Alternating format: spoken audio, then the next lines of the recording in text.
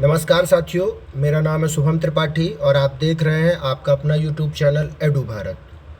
जैसा कि आप लोग जानते हैं, हम लोगों की एक करंट अफेयर की सीरीज़ चल रही है और इसमें हमने अब तक 4 वीडियो अपलोड कर दिए हैं जो आपको यूट्यूब पर मिल जाएंगे हमारे चैनल पे, जिसमें हमने नेशनल पोर्शन, ठीक है, फिर इंटरनेशनल पोर्शन और साथ में हमने इकोनॉमिक पोर्शन और साथ में बजट प्लस इकोनॉमिक सर्वे जो है, जितना पोर्शन आपका कंप्लीट कर दिया है। यहाँ से जितने भी क्वेश्चन बन सकते हैं वो आपके उन सारे वीडियोज से कम नहीं तो 70 to 90% क्वेश्चन डायरेक्ट वहीं से फंस जाएंगे आपके। ये जो पोर्शन अभी तक कंप्लीट हुआ है, यहाँ से आपके पेपर जो आप बीपीएससी दे रहे हैं या फिर आप यूपीपीसीएस दे रहे हैं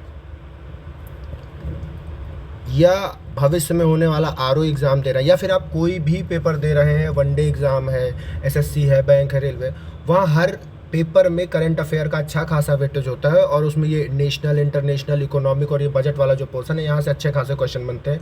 ये पूरे करंट अफेयर का लगभग 50% पोर्शन होता है और यहीं से 50% क्वेश्चन करंट अफेयर के आते हैं और ये आपके हर एक एग्ज़ाम के लिए यूजफुल होगा। तो आप जाके प्लेलिस्ट में ये वीडियोज़ देख लीजिएगा। और ये हमारा अगला वीडियो है इस सीरीज का। इसमें हम लोग अपना साइंस का पोर्शन, साइंस करंट अफेयर है, ठीक है, साइंस एंड टेक, ये मत समझिए कि इस परंपरागत जो हमारा विज्ञान है उसका वीडियो नहीं। ये करंट अफेयर में जो साइंस में जो इम्प्रूवमेंट्स हुई हैं, ये उनका वीडियो है, जहाँ से क्वेश्चन बार बार बनता है, चाहे वो फिर स्पेस टेक्नोलॉजी हो, मेडिकल में जो इम्प्रूवमेंट्स हो रही हैं वो हो, तो वो सारा कुछ कवर किया गया है। आप देखिएगा ये वीडियो। चलिए शुरू करते हैं, ज़्यादा समय ना बर्बाद करते हुए। तो हमारा जो पहला है ये स्पेस टेक्नोलॉजी से संबंधित है, ठीक है। जो हम लोगों का पहला पोर्शन है वो स्पेस से रिलेटेड है, ठीक है। तो आप लोग देखिएगा, तो ये स्पेस टेक्नोलॉजी का वीडियो है और आप देखेंगे कि जो 18 सितंबर है 2024, इस दिन कैबिनेट की बैठक हुई थी, ठीक है। कैबिनेट की बैठक में मोदी जी उसकी अध्यक्षता कर रहे थे और उस दिन 4 जो योजनाओं के लिए या 4 प्रोजेक्ट्स के लिए जो फंड पास हुआ है, वो 4 प्रोजेक्ट्स ये हैं। आप इनको देख लीजिए एक बार। चारों 18 सितंबर को ही हुए हैं। ये डेट इंपॉर्टेंट नहीं है, लेकिन ये कब तक हो जाएंगे वो इम्पॉर्टेंट है। तो देखिएगा, चंद्रयान मिशन 4 जो है उसको मंजूरी मिल गई है और ये 36 माह के अंदर अंदर लॉन्च किया जाएगा, ठीक है। जो 2024 से है, यानी कि 2027 तक इसका टारगेट रखा गया है। फिर उसके बाद हम लोग देखते हैं भारतीय अंतरिक्ष स्टेशन, ठीक है, इंडियन स्पेस स्टेशन की बात की गई है और इसका जो पहला मॉड्यूल है ये 2028 तक लॉन्च कर दिया जाएगा और ये टोटल 2035 तक पूरी तरह से परिचालन अवस्था में आ जाएगा, ठीक है। तो ये 2035 तक पूरी तरह से परिचालन अवस्था में आएगा, लेकिन अभी 2028 तक इसका पहला मॉड्यूल हम लोग प्रक्षेपित करने का प्रयास करेंगे, ठीक है। फिर उसके बाद है वीनस आर्बिटर मिशन। ये भारत का पहला वीनस मिशन होगा, ठीक है। 2028 में प्रस्तावित है इसको लॉन्च करने का। अब देखिए, हम लोगों का जो है NGLV, ये क्या है, न्यू जनरेशनल लॉन्च व्हीकल होता है, ठीक है। ये अभी अगर आप देखें तो भारत के पास 5 तरह के लॉन्च व्हीकल्स है, 4 तरह के वर्किंग लॉन्च व्हीकल्स है। उसके पहले भी हमारे पास 3 और थे, वो अब रिटायर हो चुके हैं। अभी भी 4 वर्किंग हैं। तो मैं उनको एक बार आपको फ़ोटो दिखा देता हूँ कौन कौन से। अभी ये जो NGLV है ये हम लोग एक विकसित करने वाले हैं। जो पहले से है मैं उनको दिखाता हूँ आपको कौन कौन से हैं, तो ज़रा ध्यान दीजिएगा।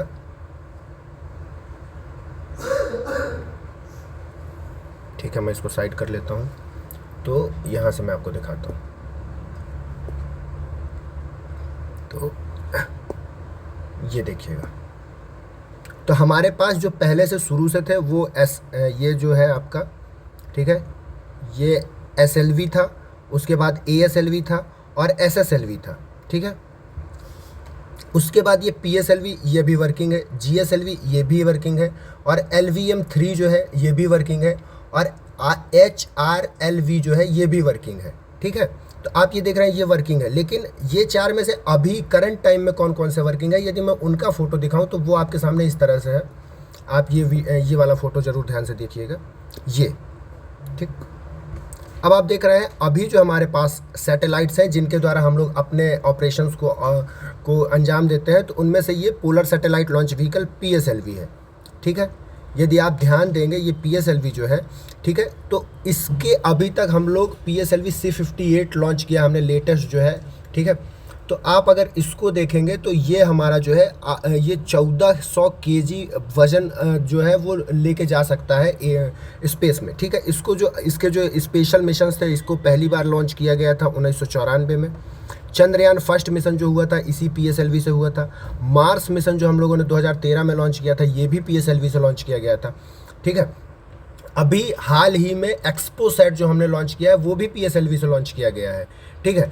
अब PSLV के बाद अगर आप देखते हैं तो ये है हम लोगों के पास एक GSLV जो है ये PSLV से ज़्यादा पावरफुल रॉकेट है। ये रॉकेट जो है ये आपका 2200 kg वज़न को जियो सिंक्रोनस जो ऑर्बिट है वहाँ तक ले जा सकता है और 10,000 kg तक ये लो अर्थ ऑर्बिट पे ले जा सकता है, ठीक है। अब ये ऑर्बिट क्या है वो हम आपको अगली पिक्चर से समझा देंगे कि ये कौन कौन सी ऑर्बिट है, कहाँ होती हैं ये, ठीक है। अगर आप इसके लॉन्चेस देखेंगे, इंपॉर्टेंट लॉन्चेस, तो चंद्रयान 2 मिशन इससे लॉन्च किया गया था। और जो आने वाला अपकमिंग गगनयान मिशन है, यानी कि जो हम लोग स्पेस स्टेशन बनाने वाले हैं, वो इसी से लॉन्च किया जाएगा। आप देखिएगा लॉन्च व्हीकल मार्क 3 जो है, ठीक है, ये GSLV का ही एक्सटेंडेड वर्जन है। ये ज़्यादा और ज़्यादा, जैसे कि आप GSLV की देखेंगे क्षमता तो 2200 kg है, और ये जो हम लोगों का लॉन्च व्हीकल LVM मार्क 3 है, ये 4000 kg तक ले जा सकता है GTO में। और लो अर्थ ऑर्बिट की बात करेंगे तो ये 8000 kg तक ले जा सकता है पेलोड, ठीक। अब हम देखते हैं अगला जो हमारा ये SSLV है, इसको हम लोग बोलते हैं स्मॉल सैटेलाइट लॉन्च व्हीकल। ये छोटे छोटे पीको सैटेलाइट जो होते हैं, ठीक है, और जो हम लोगों के नैनो सैटेलाइट्स होते हैं उनको ले जाने के लिए काम करता है। और भी छोटे छोटे माइक्रो सैटेलाइट भी ये ले जा सकता है। तो ये 500 किलोग्राम तक का जो पेलोड होता है उसको लो अर्थ ऑर्बिट में ले जा सकता है। तो अभी हमारे पास 4 जो ये सैटेलाइट है ये वर्किंग कंडीशन में है, इनसे हम लोग अपने मिशंस को अंजाम दे रहे हैं। और जो हम लोग बनाने वाले हैं वो है हमारा NGLV। ये एक तरह का ऐसा रॉकेट होगा जो ऑर्बिट में जाएगा स्पेस में और वापस आके लैंड कर लेगा। इस तरह का अगर आप देखेंगे तो जो SpaceX है, ठीक है, SpaceX किसकी कंपनी है तो आप जानते हैं SpaceX एलोन चाचा की कंपनी है, ठीक है, एलोन मस्क। इस कंपनी का जो रॉकेट है फैल्कन 9, उसकी तरह का हम LVM बनाने की कोशिश कर रहे हैं जो जाएगा स्पेस में और वापस आके लैंड हो जाएगा, ठीक। अब हम लोग देखते हैं अपने अगले मिशंस को। तो ये क्या हुआ, थोड़ा सा रुक गया है गाइस।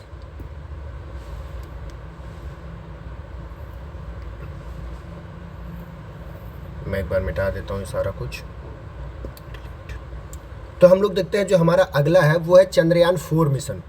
चंद्रयान 4 मिशन हम लोग, चंद्रयान 3 हमारा सफल हो गया, चंद्रयान 2 विफल हो गया था, ये क्रैश लैंडिंग हुई थी चंद्रयान 2 की। तो चंद्रयान 4 मिशन हम लोग लॉन्च करने वाले हैं और ये चंद्रमा पर लैंडिंग के बाद पृथ्वी पर वापस आने की प्रौद्योगिकी का विकास करेगा। मतलब हम लोग अब ऐसी टेक्नोलॉजी डेवलप करने वाले हैं जिससे हम लोग चंद्रमा पर जाएंगे और वापस भी आ जाएंगे। और इसके तहत हम लोग 2040 तक चंद्रमा में मानव युक्त मिशन प्रस्तावित करने वाले हैं। मतलब चंद्रमा में हम लोग जाके लैंड करेंगे और फिर वापस भी आएंगे, ठीक है। और इसके लिए जो व्यय है, खर्चा है, जो सरकार ने बजट आवंटित किया है, ये बजट है आपका 2104 करोड़। ये बजट याद रखिएगा। और ये टारगेट जो रखा है कि 2040 तक हम चंद्रमा में मानव युक्त मिशन ले जाएंगे, इसका भी टारगेट आप याद रखिएगा, ठीक है। अब हम चलते हैं आगे।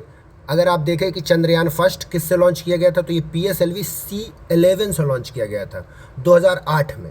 चंद्रयान 2 कब लॉन्च किया गया था तो ये GSLV मार्क 3 से लॉन्च किया गया था 2021 में या 22 में, कंफर्म नहीं है मेरे को, आप इसका सन देख लीजिएगा। फिर उसके बाद चंद्रयान 3 जो है ये हम लोगों ने लास्ट ईयर लॉन्च किया है 2023 में, ठीक है। ये GSLV मार्क 3 से ये भी था। अब उसके बाद है हम लोगों का भारतीय अंतरिक्ष स्टेशन जो है ये 2035 तक परिचालन लक्ष्य निर्धारित किया गया, 2035 तक परिचालन में आ जाएगा। मैंने आपको ये ऊपर भी बताया हुआ था। अब आप देखेंगे वीनस ऑर्बिटर मिशन 2028 तक 1236 करोड़ रुपए इसके लिए बजट सरकार ने आवंटित किया है। और ये भारत का प्रथम शुक्र मिशन है, यानी कि ये इंडिया का फर्स्ट वीनस मिशन है। इसके पहले वीनस के लिए अगर कोई मिशन लॉन्च किया है विश्व में किसी भी देश ने तो हाँ, आप देखिए मैरिनर 2 जो है ये नासा ने 1962 में लॉन्च किया था। मैगलन जो है ये नासा ने ही 1989 में लॉन्च किया था। वीनस एक्सप्रेस जो है वो EU ने, यानी कि ये जो EU यानी कि यूरोपीय यूनियन की जो स्पेस एजेंसी है उसने 2005 में लॉन्च किया था। और डाविंची जो है ये भी नासा ने 2030 में प्रस्तावित है, और वेरिटास जो है ये भी नासा का है, ये भी प्रस्तावित है। तो आप देखेंगे एक EU का मिशन है, बाकी सब जो है वो नासा के मिशन है, और डाविंची और वेरिटास जो है ये भविष्य में प्रस्तावित है, और मैरिनर और मैगलन जा चुके हैं। तो आप इन पांचों का नाम एक बार ध्यान से पढ़ लीजिएगा, यहाँ से एक बार PYQ में क्वेश्चन आ चुका है, ठीक है। अब हम देखते हैं NGLV। अभी हमने ऊपर बताया था कि NGLV के लिए सरकार ने फंड अलॉट किया है। तो ये न्यू जनरेशनल लॉन्च व्हीकल होगा, ठीक है। LVM-3 मतलब लॉन्च मार्क 3 जो है हमारा GSLV का एक्सटेंडेड पार्ट, जिससे अभी हमने चंद्रयान 3 लॉन्च किया था, ठीक है। इसकी कैपेसिटी है 4000 kg तक ये GTO में ले जा सकता है, ठीक है। तो आप देखेंगे कि ये जो है NGLV, इसकी क्षमता जो है वो LVM से 3 गुनी अधिक होगी, मतलब ये 3 गुना ज़्यादा भार ले जा सकेगा, लगभग 12000 kg ये ले जा सकेगा, और इसकी लागत जो आएगी वो केवल 1.5 गुना ही बढ़ेगी। तो ये अधिक जो है ये लाभकारी होगा भारत के लिए, लागत प्रभावी होगा। आप देखेंगे पुनर्प्रयोज्य है। पुनर्प्रयोज्य का मतलब होता है रीयूजेबल, ठीक है। अब हम देखते हैं LEO जो है लो अर्थ ऑर्बिट होता है, इसमें अधिकतम 30 टन तक ले जा सकता है ये, ठीक है। हम ये 4000 kg की बात कर रहे थे, ये GTO में जा रहा है, ठीक है। और जो ये आपका LVM है ये GTO में 10,000 टन तक 10,000 kg तक ले जा सकता है, यानी कि 10 टन तक। अब आप देखते हैं वर्तमान में भारत LEO में 10 टन, जबकि भूतुल्यकालिक अंतरण कक्षक जो है, ठीक है, जियो सिंक्रोनस ट्रांसफ़र ऑर्बिट उसको बोलते हैं GTO, ठीक। तो अगर इसमें जाना है तो इसके लिए 4 टन ले जा सकता है, ठीक है, ले जाने के सक्षम है। अब भारत के पास PSLV, GSLV, LVM-3 और SSLV पहले से, वो हमने आपको चित्र में दिखाया हुआ ही है, ठीक। अब हम लोग देखते हैं पोलारिस डॉन मिशन जो है, यहीं पे मैं आपको एक बार ऑर्बिट्स का एक फ़ोटो दिखा देता हूँ कि कौन सी ऑर्बिट कहाँ पे होती है, इस पे थोड़ा सा ध्यान दीजिएगा आप लोग।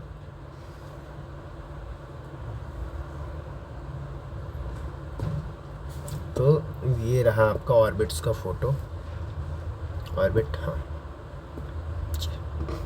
अब देखिए, ठीक है।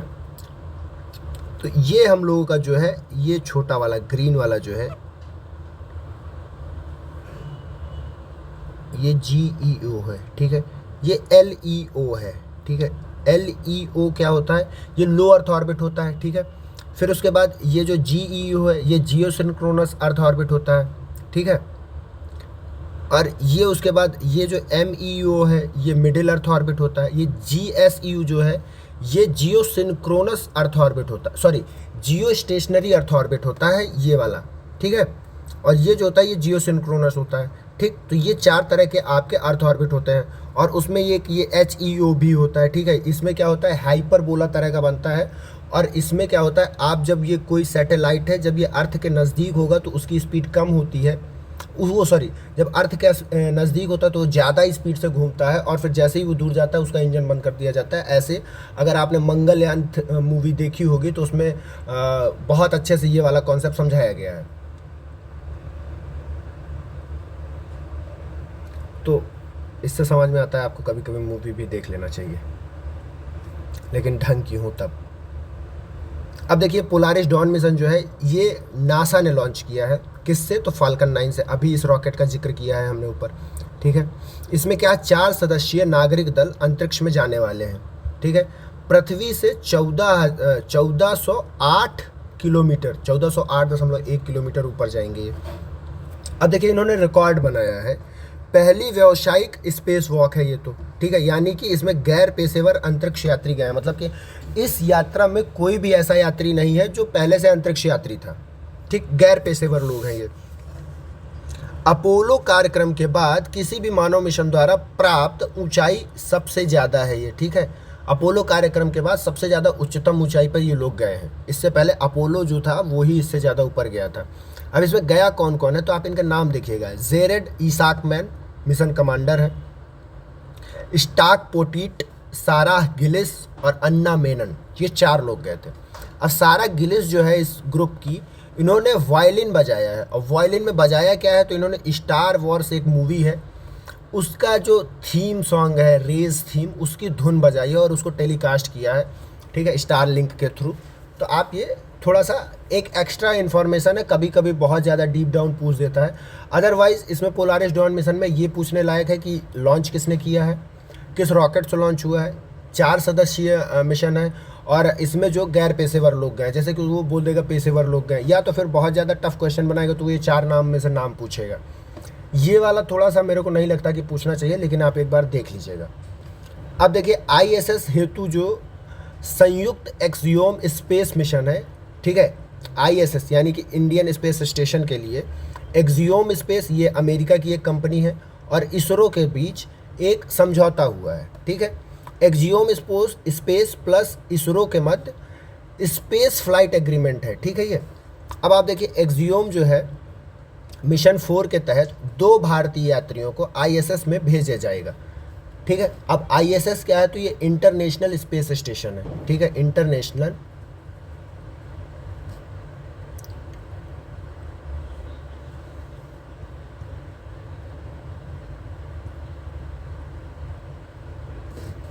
यहाँ पे 2 भारतीयों को भेजा जाएगा। और वो 2 भारतीय हैं कौन, तो आप देखेंगे ग्रुप कैप्टन शुभांशु शुक्ला, ये प्राइम है, और जो ग्रुप कैप्टन प्रशांत बालाकृष्णन है ये बैकअप के रूप में जा रहे हैं। ये दोनों जो भारत का गगनयान मिशन है उसमें शामिल हैं। गगनयान मिशन में 4 लोग जा रहे हैं, ये उन 4 में से 2 हैं। गगनयान में कौन कौन से 4 लोग जा रहे हैं तो उनका भी नाम ध्यान रखिएगा आप, शुभांशु शुक्ला, प्रशांत बालाकृष्णन, अजीत कृष्णन और अंगद प्रताप। आप इन चारों नामों को रट लीजिएगा, ठीक है, इंपॉर्टेंट नाम है, पूछेगा पक्का। अब इन 4 में से 2 जा रहे हैं एक्सियोम मिशन के साथ स्पेस स्टेशन में, मतलब गगनयान से पहले अगर इंडियन गगनयान में जाने वाले हैं तो उससे पहले जो इंडियन एस्ट्रोनॉट हैं उनको कुछ ना कुछ तो एक्सपीरियंस होना चाहिए ना।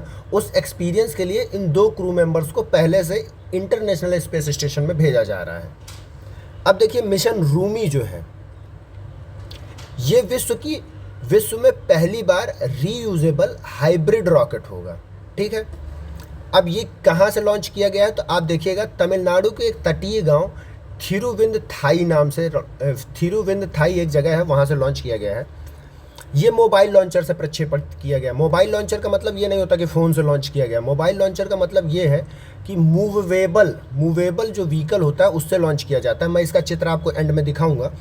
आप देखिएगा रूमी 1 से 3 क्यूब उपग्रह तथा 50 पीको उपग्रह को लॉन्च किया गया है, ठीक है। अब आप देखेंगे रूमी 1 जो है ये एक तरह का रॉकेट है, ठीक है। ये पूरी तरह से पर्यावरण अनुकूल है, ठीक है, आतिशबाजी और TNT से मुक्त है। TNT एक तरह का विस्फोटक होता है, ठीक है। इसको लॉन्च किसने किया, मतलब तो इसको बनाया है स्पेस जोन इंडिया, ये तमिलनाडु का एक स्टार्टअप है मार्टिन ग्रुप के तहत। अब आप देखेंगे मायल स्वामी अन्नादुरई जो है, इनको मून मैन ऑफ इंडिया कहा जाता है, इनके निर्देशन में ये लॉन्च किया गया है। Mylswamy Annadurai moon man of India, ठीक है, उनके निर्देशन में ये लॉन्च किया गया है।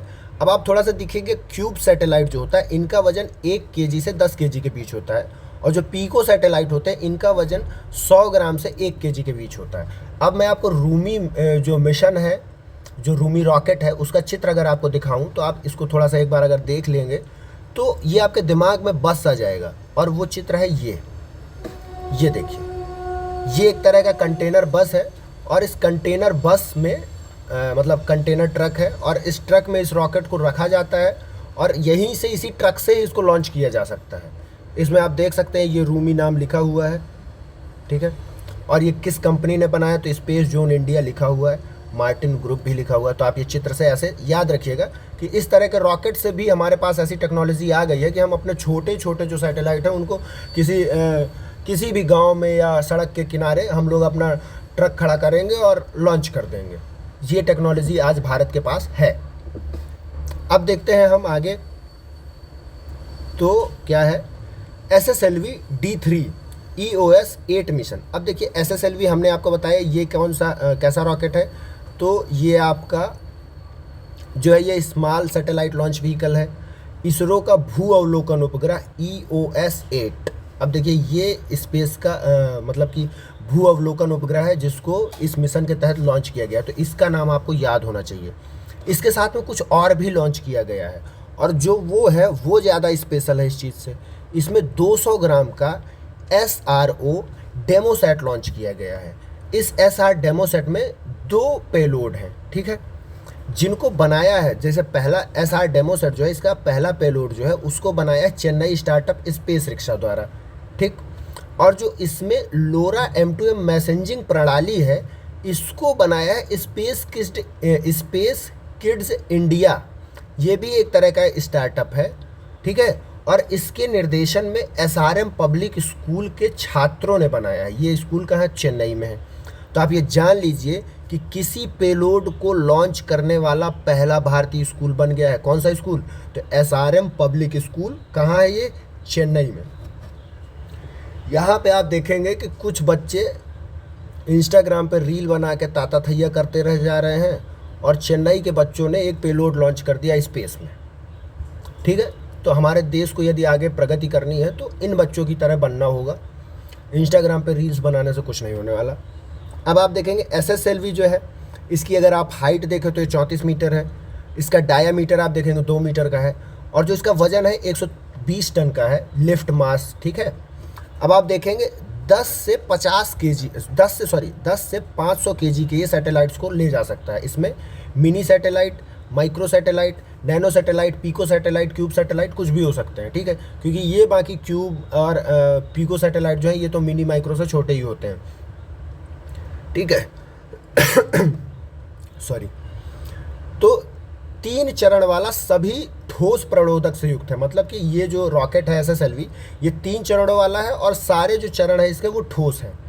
अब हम देखते हैं पुष्पक। तो इसरो का ये पुनर्प्रयोज्य प्रक्षेपण यान है, ठीक है। ये भी इसरो का एक रॉकेट है जो कि दोबारा से रीयूज हो सकता है, और इसके तीसरे और आखिरी चरण का परीक्षण किया गया है चित्रदुर्ग, कर्नाटक में। तो आप ये याद रखेंगे कि ये चित्रदुर्ग साइट कहाँ, तो ये कर्नाटक में साइट है। अब देखते हैं हम लोग पूर्णतः 3D प्रिंटेड इंजन युक्त विश्व का प्रथम रॉकेट अग्निबाण सॉर्टेड ने बनाया है, ठीक है। और इसको बनाने वाली जो कंपनी है, इस रॉकेट का नाम है अग्निबाण SORTED, लेकिन अगर आप देखेंगे इसको बनाने वाली कंपनी जो है उसका नाम है अग्निकुल कॉस्मोस प्राइवेट लिमिटेड। ये एक तरह का स्टार्टअप है, ठीक है, प्राइवेट कंपनी है। भारत के प्रथम निजी लॉन्च पैड से इसको लॉन्च किया गया। उस लॉन्च पैड का नाम भी आप याद रखेंगे, धनुष है। तो भारत का निजी लॉन्च पैड क्या है, तो धनुष लॉन्च पैड से अग्निबाण को लॉन्च किया है, और अग्निबाण बनाने वाली कंपनी का नाम क्या है, तो अग्निकुल कॉस्मोस है। अब आप देखेंगे ये जो रॉकेट है इसमें जो इंजन है वो 3D प्रिंटेड है, और ये अर्ध क्रायोजेनिक इंजन है, ठीक है। 3D प्रिंटेड अर्ध क्रायोजेनिक इंजन है, और इस इंजन का भी नाम आपको याद होना चाहिए। इस इंजन का नाम है अग्निलेट, ठीक है। और आप देखेंगे ये द्विचरणीय रॉकेट है। 300 kg भार को 700 किलोमीटर ऊपर की कक्षा पे ये ले जा सकता है। अब देखिए है क्या हमारे पास, इसका चित्र अगर है तो मैं आपको एक बार दिखा देता हूँ। अग्निबाण ये रहा, आप ये देखिए, ठीक है। Agnikul cosmos India's private space startup successfully launched the Agnibaan rocket powered by the world's first single piece 3D printed semi cryogenic engine, a remarkable feat that will make the entire nation proud. तो आप देख रहे हैं ये एक ऐसा rocket है जो एक प्राइवेट कंपनी ने बनाया है, ठीक है। और ये रॉकेट सेमी क्रायोजेनिक इंजन से बनाया गया है, 3D प्रिंटेड पहला रॉकेट है ये, ठीक है। तो ये सारी इस रॉकेट की उपलब्धियां हैं, ठीक है, जिनको आपको याद रखना है। हम देख रहे हैं कि ये द्विचरणीय रॉकेट है, और ये आप देखिए यहाँ पे नाम कौन कौन से याद रखने हैं। तो ये अग्निबाण रॉकेट का नाम है। इस रॉकेट में इंजन जो लगा है वो सेमी क्रायोजेनिक है, और उस इंजन का नाम अग्निलेट है, ठीक है। अब इस इंजन और इस रॉकेट को बनाने वाली कंपनी का नाम क्या है, तो उसका नाम है अग्निकुल कॉस्मोस प्राइवेट लिमिटेड, और इस रॉकेट को जिस लॉन्च पैड से लॉन्च किया गया उसका नाम है धनुष। तो इतनी 4 इन्फॉर्मेशन है, इससे आपको ये याद होनी चाहिए। अब देखिए ब्लू ओरिजिन जो है ये नासा का ब्लू ओरिजिन का NH2 मिशन जो है, सॉरी, ये 6 अंतरिक्ष यात्रियों को ले जाएगा, ठीक है। और इसमें भारत के एक अंतरिक्ष यात्री हैं गोपी थोटाकुरा। तो आप ये याद रखिएगा कि भारत के पहले अंतरिक्ष पर्यटक बन गए हैं गोपी थोटाकुरा। ये इंपॉर्टेंट इन्फॉर्मेशन है आपकी। अब अगर आप देखेंगे भारत के पहले अंतरिक्ष यात्री कौन थे, तो वो तो राकेश शर्मा जी थे, लेकिन जो पहले भारत के अंतरिक्ष पर्यटक हैं, तो पर्यटक के रूप में गोपी थोटाकुरा का नाम आपको रटना है, ठीक है। करंट का है ये, और आप इनको ध्यान रखिएगा। भारत का दूसरा अंतरिक्ष पोर्ट बनाया गया है। अभी तक भारत का एक ही अंतरिक्ष पोर्ट था, सतीश धवन जो वहाँ पे है, ठीक है, श्रीहरिकोटा में, लेकिन एक दूसरा बनाया जा रहा है। कहाँ बनाया जा रहा है, तो ये कुलशेखरपट्टिनम, थूथुकुडी, तमिलनाडु में बनाया जा रहा है, ठीक है। अब हम देखिए अगली इन्फॉर्मेशन देखते हैं। तो 2005 EX-296 क्षुद्र ग्रह, देखिए एक क्षुद्र ग्रह है जिसका नाम भारतीय खगोल वैज्ञानिक जयंत मूर्ति जी के नाम पर दिया गया है। तो उसका जो नाम रखा गया है वो रखा गया है 215884 जयंत मूर्ति। और किस क्षुद्र ग्रह का नाम दिया गया है, तो 2000 EX-296 एक क्षुद्र ग्रह था इस नाम से। इनके नाम बहुत अटपटे रहते हैं, तो आप ध्यान दीजिएगा किन के नाम पे दिया गया है, तो जयंत मूर्ति जी के नाम पे दिया गया है। इससे पहले 2 और वैज्ञानिक थे जयंत मूर्ति जी से पहले जिनके नाम पर क्षुद्र ग्रहों का नाम दिया गया था, तो उनके नाम भी आपको याद होना चाहिए। तो उसमें प्रोफेसर MK वेणु बापू हैं और प्रोफेसर JT भट्टाचार्य हैं, और जो तीसरे अभी बने वो प्रोफेसर जयंत मूर्ति जी हैं। इन तीनों के नाम आपको पता होने चाहिए, ठीक है। अब हम देखते हैं विक्रम-1। अब अगर आपको याद हो तो लास्ट ईयर विक्रम-S लॉन्च किया गया था, सॉरी, विक्रम-S लास्ट ईयर लॉन्च किया गया था, और ये उसी का अगला रॉकेट है विक्रम-1। ये Skyroot space private limited जो है उसके द्वारा लॉन्च किया गया। ये भी एक प्राइवेट कंपनी है। अब देखिए अभी आपने देखा ऊपर प्राइवेट कंपनी अग्निकुल कॉस्मोस थी, उसके बाद यहाँ पे Skyroot space aerospace private limited है। ये भारत का प्रथम वाणिज्यिक रॉकेट है, ठीक है। वाणिज्यिक रॉकेट मतलब इसके द्वारा भारत आगे चल के पैसे कमाने का भी काम करेगा इस रॉकेट के थ्रू। अब हम देखते हैं ये दूसरे चरण का सफल परीक्षण इस रॉकेट ने कंप्लीट कर लिया है, और इस दूसरे चरण के परीक्षण को नाम क्या दिया गया, तो कलाम 200 नाम दिया गया, 250 नाम दिया गया है। और जो पहला था जिसको हमने विक्रम-S कहा था उसका नाम था कलाम 100, ठीक है। तो आप इसको याद रखिएगा, ये जो हमने दूसरा परीक्षण किया है विक्रम-1 नाम से, ये भारत का प्रथम वाणिज्यिक रॉकेट है स्पेस, ये जो Skyroot aerospace private limited company उसके द्वारा बनाया गया है, और इसका नाम कलाम 250 है, ठीक। अब आप देखेंगे ये पूर्णतः कार्बन फाइबर से निर्मित है, 3D प्रिंटेड तरल इंजन से युक्त रॉकेट है आपका, ठीक। और ये 480 kg के नित भार को 500 किलोमीटर की कक्षा में पहुंचाने में सक्षम है। ऐसे ही जो हम लोगों का वो था अग्निकुल कॉस्मोस वाला, वो 300 kg के भार को 700 किलोमीटर वर्ग में की कक्षा में ले जा सकता था, ठीक। तो अब भारत के पास 2 ऐसे निजी कंपनियों के रॉकेट हैं जो छोटे छोटे सैटेलाइट्स को आराम से पहुंचा सकते हैं, जिसके लिए भारत के PSLV जो है उस पर ज़्यादा लोड नहीं होगा। भारत की जो सरकारी है इसरो, उसने भी SSLV बना रखा है ऐसे ही कामों के लिए। अब हम देखेंगे ओडिसियस। ये चंद्रमा पर, ओडिसियस जो है ये चंद्रमा पर लैंड करने वाला पहला निजी अंतरिक्ष यान है। अभी तक चंद्रमा में कोई निजी कंपनी का रॉकेट नहीं गया था, लेकिन ये जो ओडिसियस है ये पहला निजी अंतरिक्ष यान है। इसको भेजा किसने है, तो US की कंपनी है एक इंट्यूटिव मशीन्स। इस कंपनी का नाम ध्यान दीजिएगा, इंट्यूटिव मशीन्स नामक कंपनी द्वारा ये लॉन्च किया गया है। अब सोचिए जो फैल्कन 9 है वो भी अभी तक लैंड नहीं किया है एक भी बार चंद्रमा में, वो भी क्योंकि एक निजी कंपनी का है अंतरिक्ष यान। लेकिन इंट्यूटिव कंपनी जो ये है मशीन्स, इसका रॉकेट ओडिसियस ये जाके अंतरिक्ष यान लैंड कर चुका है चंद्रमा पे। अब देखेंगे कनेडी स्पेस स्टेशन जो है, ये कनेडी स्पेस स्टेशन से फैल्कन 9 से लॉन्च किया गया। तो ये फैल्कन 9 रॉकेट का यूज किया गया था, और जो ये अंतरिक्ष यान था इसका नाम ओडिसियस था, ठीक है।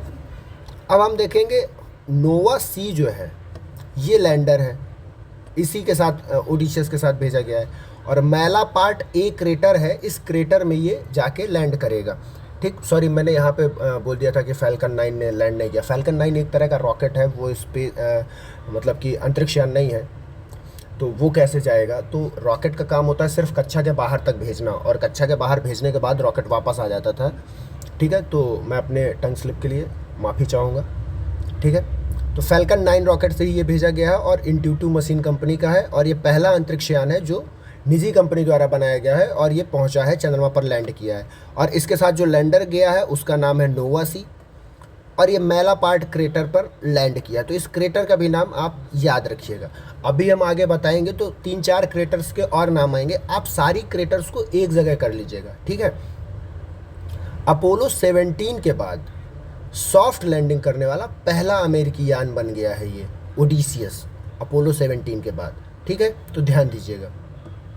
अब हम चलते हैं अपने अगले उस पे।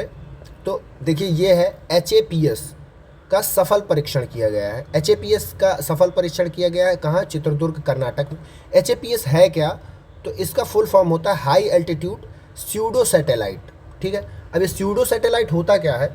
तो ये आप देखेंगे सैटेलाइट्स जो होते हैं ये हम लोगों के अंतरिक्ष में होते हैं, और ये भी एक तरह की निगरानी का काम करते हैं, संचार का काम करते हैं। और ड्रोन्स जो होते हैं ये भी एक तरह की निगरानी का काम करते हैं, और ये भी संचार का काम करते हैं। लेकिन ड्रोन्स जो होते हैं वो 100 मीटर या फिर 200 मीटर से ज़्यादा ऊपर हवा में नहीं जा सकते।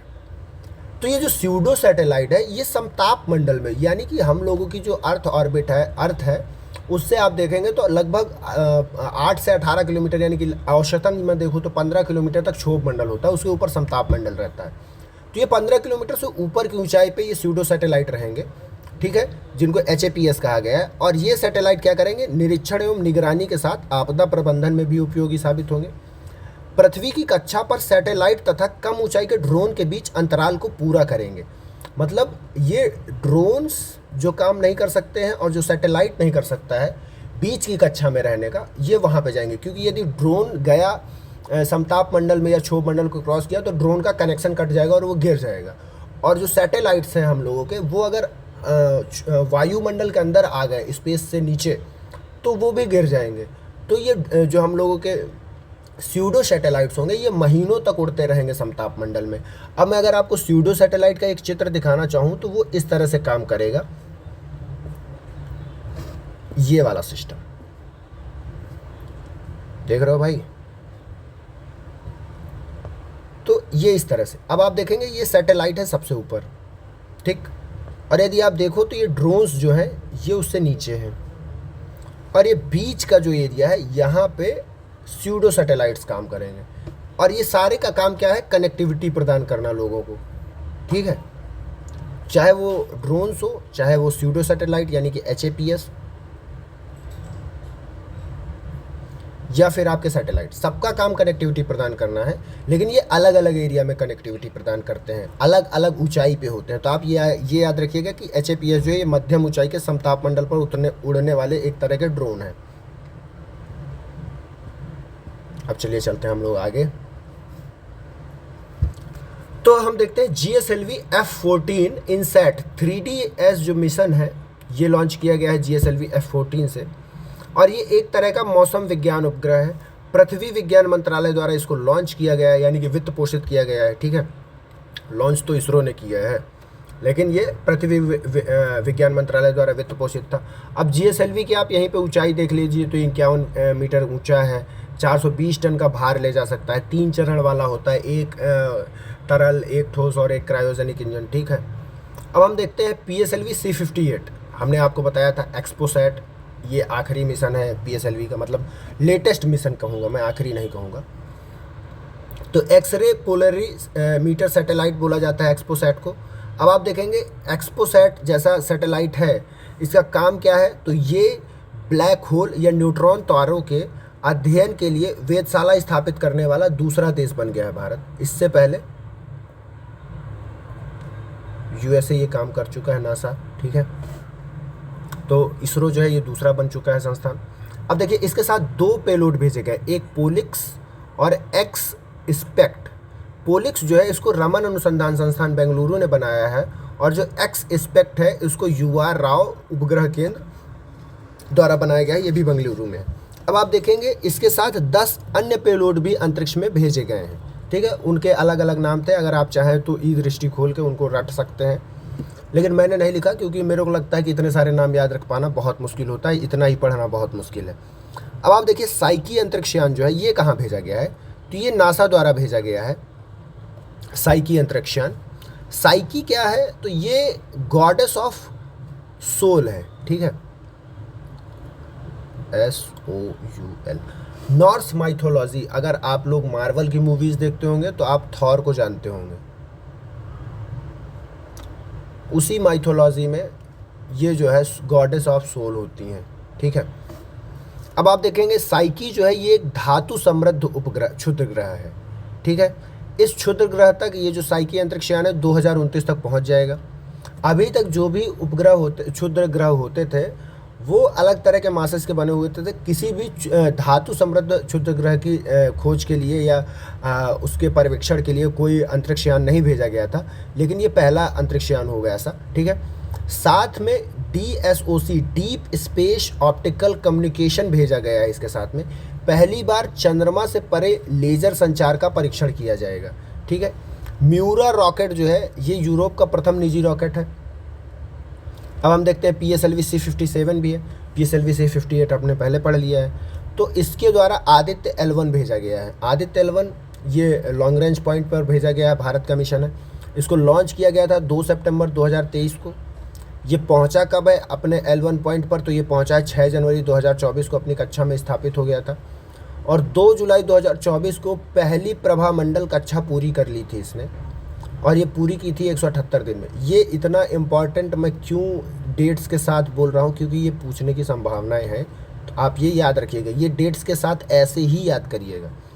अब इसके साथ भी 7 पेलोड भेजे गए थे, और आप अगर देखें L1 में भेजा गया है, और ये पॉइंट्स होते कितने तरह के हैं, तो ये 5 तरह के होते हैं। और ये कहाँ कहाँ पे होते हैं मैं आपको यहाँ पे दिखा देता हूँ। सपोज करिए ये सन है, ठीक है, और ये यहाँ पे आपका अर्थ है, तो L1 जो होगा वो आपका यहाँ पे होगा, L2 जो होगा वो आपका यहाँ पे होगा, L3 जो होगा वो आपका यहाँ पे होगा, और यहाँ पे L4 और यहाँ पे L5। इस तरह से ये चारों पॉइंट्स होते हैं, आप इनको ध्यान दीजिएगा। तो हमारा जो L1 उपग्रह है वो यहाँ पे कहीं भेजा गया है, ठीक। अब देखते हैं नभमित्र डिवाइस क्या है। तो ये अहमदाबाद स्थित अंतरिक्ष अनुप्रयोग केंद्र द्वारा विकसित की गई है। समुद्री यात्रा के दौरान मछुआरों की सुरक्षा के लिए डिजाइन किया गया है इसको। अब हम देखते हैं लूना 25 मिशन क्या है। तो ये रूसी चंद्र मिशन विफल हो गया है, ठीक है।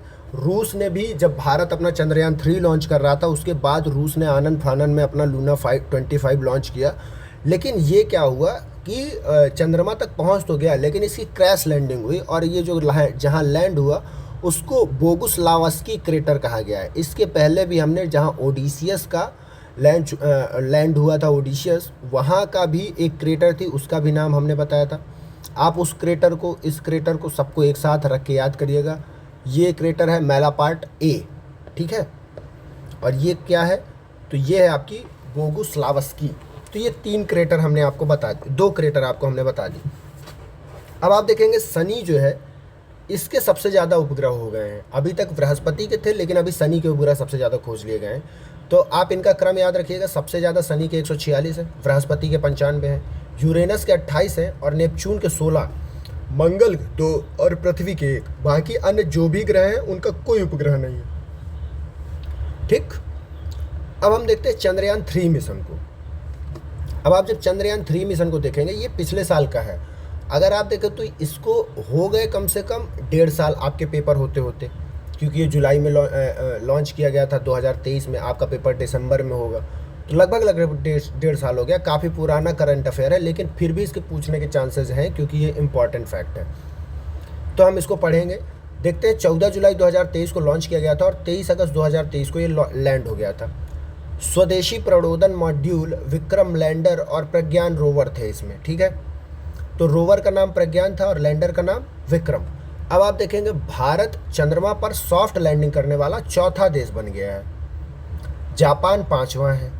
तो आप ये याद रखिएगा, भारत से पहले किसने किसने लैंडिंग की है, तो US ने की है, रसिया ने की है, प्लस चाइना ने की है। ठीक। अब हम देखते हैं शिव शक्ति पॉइंट जो है, यहाँ पे चंद्रयान 3 लॉन्च हुआ है, लैंड हुआ है सॉरी। और जहाँ ये तिरंगा पॉइंट नाम दिया गया है, वहाँ पे चंद्रयान 2 का मलबा मिला था, उस जगह को तिरंगा पॉइंट नाम दे दिया गया है। अब लिप्सा जो ये चंद्रयान 3 के साथ अनेक जो पेलोड भेजे गए हैं, उनमें एक लिप्सा है। लिप्सा का काम क्या है, ये सल्फर की उपस्थिति की पुष्टि की है इसने। अपेक्स जो है, इसने सल्फर के साथ अन्य सूक्ष्म तत्वों की भी पुष्टि की है। और रंभा जो है, RAMBHA,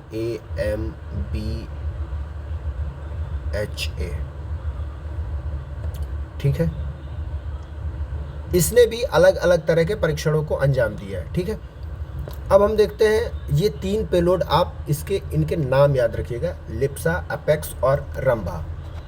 अब हमारा जो देखिए ये स्पेस वाला पोर्शन है, ये कंप्लीट हो गया। आप थोड़ा सा मुझे ब्रेक दीजिएगा, मैं पानी पी करके आता हूँ। चलिए गाइस शुरू करते हैं। तो हम देखते हैं कि जो हम लोगों का स्पेस पोर्शन है, स्पेस टेक्नोलॉजी, वो वाला कंप्लीट हो चुका है। अब अलग अलग जो और प्रोग्रेस हुआ है साइंस के क्षेत्र में, वो हम देखेंगे। तो भारत का 24वां परमाणु ऊर्जा संयंत्र स्थापित किया गया है। कहाँ पे, तो ये काकरापारा, ठीक है। काकरापारा है कहाँ, तो काकरापारा है गुजरात में, ठीक है, ये है गुजरात में। अब हम देखते हैं ये जो काकरापारा में है, ये इसका तीसरा है, सॉरी ये काकरापारा का ये चौथा सेट है। ये देखेंगे दूसरा स्वदेशी दाबित भारी जल रिएक्टर है ये, ठीक है। इसके पहले जो इसका KPS-3 था, वो भी दाबित भारी जल रिएक्टर ही था। ये देखिए यहीं पे लिखा हुआ है पीछे, KPS-3 जो था, ये पहला स्वदेशी दाबित भारी जल रिएक्टर था। वर्तमान में भारत की कुल नाभिकीय ऊर्जा क्षमता जो है, ये 8080 मेगावाट हो गई है। तो आप इस चीज को याद रखिएगा, ठीक। अब देखिए सुपर कंप्यूटर्स के संबंध में अभी एक रिपोर्ट आई है, और उसमें विश्व के सबसे जो पावरफुल सुपर कंप्यूटर है, उनकी लिस्ट दी गई है, टॉप 500। तो उसमें जो फ्रंटियर है, ये सबसे ज़्यादा पावरफुल है, ये US का है।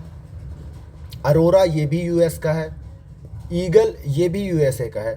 फुगाकू ये जापान का है, और लूमी लिखा ही हुआ है फिनलैंड का। ये टॉप 5 हैं आपके। अब देखिए भारत के जो सुपर कंप्यूटर है, वो कहाँ शामिल है इस लिस्ट में, तो आप देखेंगे 110वें नंबर पे एरावत है, ठीक है, PSAI। इसकी जो स्पीड है, ये 8.5 पेटाफ्लॉप है। उसके बाद आप देखते हैं ये है कहाँ पे, स्थापित कहाँ किया गया, तो इसको स्थापित किया गया है CDAC पुणे में। सॉरी, अवरोध के लिए क्षमा चाहता हूँ। तो हाँ, हम कहाँ थे, एरावत जो है ये भारत का सबसे ज़्यादा पावरफुल सुपर कंप्यूटर है, और इसको स्थापित किया गया CDAC पुणे में। अब देखिए मैंने जो टॉप 4 जो इस लिस्ट में शामिल हुए हैं, उनका संस्थान लिखा हुआ कहाँ स्थापित किया गया। बाकी की भी एक लिस्ट मैंने बनाई हुई है। ये लिस्ट इतना ज़्यादा जोर मैंने इस पोर्शन में क्यों दिया हुआ है, सुपर कंप्यूटर वाले पोर्शन में, तो ये टेक्नोलॉजी का पोर्शन है। कंप्यूटर पे बहुत बार क्वेश्चन बनता है, बहुत अच्छा काम हो रहा है इस पर, इसलिए यहाँ से क्वेश्चन बनने की संभावनाएं बहुत बढ़ जाती हैं। तो आप इनका ध्यान दीजिएगा। 150वें नंबर पर, 185 नंबर पे जो है वो परम सिद्धि AI है, ये भी CDAC पुणे में है। आप देखते हैं प्रत्यूष जो है, ये 230वें नंबर पे है, और ये भारतीय उष्ण देशीय मौसम विज्ञान संस्थान पुणे में है, ठीक है। तो आप देखेंगे टॉप 3 जो इंडिया के हैं, वो तो पुणे शहर में ही स्थापित है। अब उसके बाद जो हम लोग का मेहर है, 388 नंबर पे है ये इस लिस्ट में, जो वर्ल्ड की लिस्ट आई थी उसमें, और भारत के हिसाब से तो ये चौथे नंबर पे है। ये राष्ट्रीय मध्यम अवधि मौसम पूर्वानुमान केंद्र नोएडा में है। ये कहाँ होगा, तो ये UP में होगा। अब आप देखिए अन्य जो हम लोगों के सुपर कंप्यूटर्स हैं, उनका कहाँ लोकेशन है, आप ये लोकेशन ध्यान दीजिएगा। तो परम रुद्रा जो है, ये SN बोस, सुरेंद्र नाथ बनर्जी, सुरेंद्र नाथ बोस, पता नहीं क्या नाम है, सतीश चंद्र बोस, क्या ही बोलूँगा मैं, SN Bose, sorry guys, I am very much confused with names. आप SN बोस ही याद रखिए, ये कोलकाता में है। मैं बहुत कंफ्यूज हो गया हूँ इस नाम के साथ, किसके साथ जोड़ना है मेरे को नहीं याद आ रहा। आप ये, तो आप एक बार सर्च कर लीजिएगा परम रुद्रा कहाँ है और उनका उस संस्थान का पूरा नाम क्या है, एसएन का फुल फॉर्म क्या होगा, मेरे को बिल्कुल याद नहीं आ रहा अभी, लेकिन हाँ इनकी लोकेशन मेरे को पता है, ये कोलकाता में है। ठीक। परम कामरूप जो है ये आईआईटी गुवाहाटी में है। परम अनंत जो है ये आईआईटी गांधीनगर में। आप देखें कामरूप जो है ये असम का पुराना नाम है। ठीक है, तो असम का पुराना नाम है और गुवाहाटी जो है ये असम का शहर है, तो आईआईटी गुवाहाटी, इस तरह से आप इसको याद रख सकते हैं। परम पोरुल जो है ये पोरुल तिरुचिरापल्ली तमिलनाडु में है। ठीक है, एनआईटी तिरुचिरापल्ली। ठीक है, अब आप देखेंगे परम प्रवेगा जो है ये आईआईएससी बेंगलुरु में है। अब आप देखेंगे परम गंगा जो है ये आईआईटी रुड़की में है। परम शिवाय जो है ये आईआईटी बीएचयू में है। परम शक्ति जो है ये आईआईटी खड़गपुर में है। परम ब्रह्मा जो है ये आईआईएसईआर पुणे में है, Indian institute of science education and research. ठीक, तो आप ये नाम पूरी तरह से याद रख सकते हैं। परम युक्ति जो है ये JNCASR जवाहरलाल नेहरू उन्नत वैज्ञानिक अनुसंधान केंद्र बेंगलुरु में है। अब आप परम संगणक की बात करेंगे तो ये कानपुर में, आईआईटी कानपुर। अब परम सिद्धि की अगर आप बात करेंगे तो ये CDAC पुणे में। सॉरी गाइज, एक बारात जा रही है, उसकी वजह से गाने का शोर बहुत ज़्यादा है, हो सकता है ये वीडियो में भी वॉइस में आ रहा हो, तो मैं थोड़ी देर के लिए वीडियो रोक देता हूँ। जैसे ये यहाँ से गुजर जाएगी मैं दोबारा से रीस्टार्ट करूँगा। ये आपके वीडियो में समझ में नहीं आएगा, ऐसे जब मैं करूँगा तो वो अपने आप वहीं से तुरंत वीडियो स्टार्ट हो जाएगा, ये ब्रेक समझ में नहीं आएगा आपको। चलिए शुरू करते हैं। तो हम लोगों का अगला टॉपिक है आईसेल्ट। अब आईसेल्ट क्या है, तो ये विश्व की सर्वाधिक शक्तिशाली MRI है। ठीक है, मानव के मस्तिष्क की छवियों का अनावरण करता है ये। अब आप देखेंगे अस्पतालों के सामान्य MRI मशीनों की तुलना में 100 गुना ज़्यादा शक्तिशाली है ये। ठीक है, इसकी चुंबकीय क्षेत्र तीव्रता जो है वो 11.7 टेस्ला है। अन्य MRI मशीनें जो है वो 1.5 टेस्ला तक ही काम करती हैं। ठीक है, तो ये नॉर्मल जो MRI मशीनें होती है उनसे ज़्यादा 10 गुना ज़्यादा पावरफुल है। ठीक है, अब हम देखते हैं ये अल्जाइमर और पार्किंसंस, ये जो मस्तिष्क की न्यूरोलॉजिकल बीमारियां होती हैं उनके रिकॉर्डिंग के लिए, उनकी इमेजिंग के लिए है। और MRI का फुल फॉर्म जो होता है ये मैग्नेटिक रेजोनेंस इमेजिंग होता है। ठीक है, तो आप ये ध्यान दीजिएगा।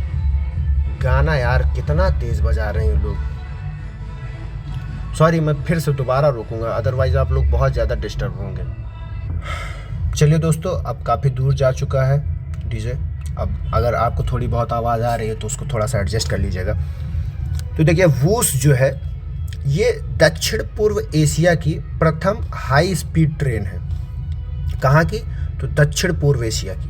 ठीक है, वूश ये इंडोनेशिया में चलाई गई है, चीन द्वारा वित्त पोषित है। 350 किलोमीटर पर आवर इसकी स्पीड होगी।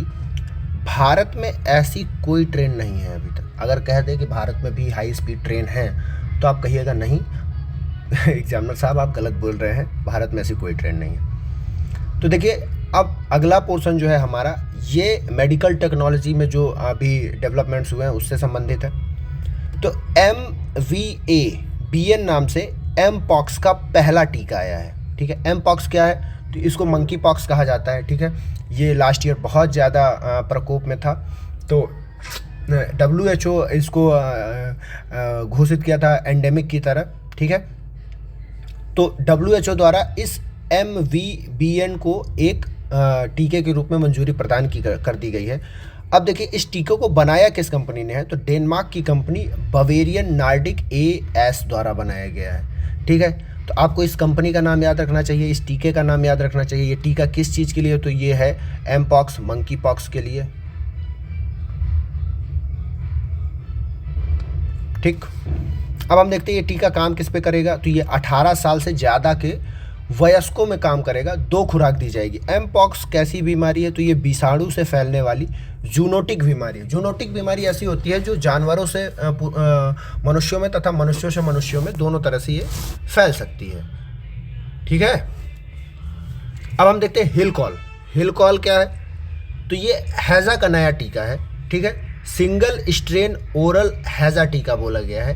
ठीक है, सिंगल स्ट्रेन आपने RNA देखा होगा, उसमें एक सिंगल स्ट्रेन होता है, जबकि आप DNA देखेंगे तो उसमें पूरा ऐसे कुंडली बनी होती है, लेकिन RNA सिर्फ ऐसा होता है। ठीक है। तो ये सिंगल स्टेंट ओरल टीका, ओरल का मतलब जो ड्रॉप, जिंदगी के लिए 2 बूंद काफ़ी है, पोलियो जैसा, वैसा ही एक ड्रॉप होगा ये।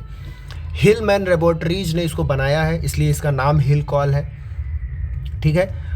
हिलमैन लेबोरेटरीज द्वारा प्रदत्त लाइसेंस के तहत, ठीक है, जब हिलमैन ने लाइसेंस दिया तब भारत बायोटेक ने इसका विकास किया, ठीक है।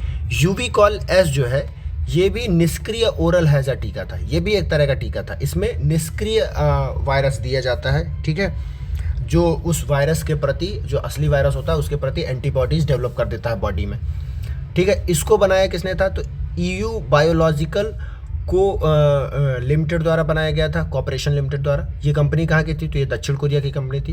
विब्रियो कॉलेरी जीवाणु जो होता है उससे हैजा फैलता है, तो आपको इस जीवाणु का नाम भी एक बार पढ़ लेना चाहिए। आप जीवाणु नहीं भी का नाम ना भी याद रखें तो आप ये याद रखिए कि हैजा फैलता किसके कारण है, तो ये जीवाणु के कारण फैलता है, ठीक है। और जो आपका एमपॉक्स है वो विषाणु के कारण फैलता है। अब हम देखेंगे R21 मैट्रिक्स M जो है ये दूसरा मलेरिया रोधी टीका है। कोटे डी आइवरी ने इसका टीकाकरण भी किया। कोटे डी आइवरी कहाँ है? तो ये एक अफ्रीकी देश है, ठीक है।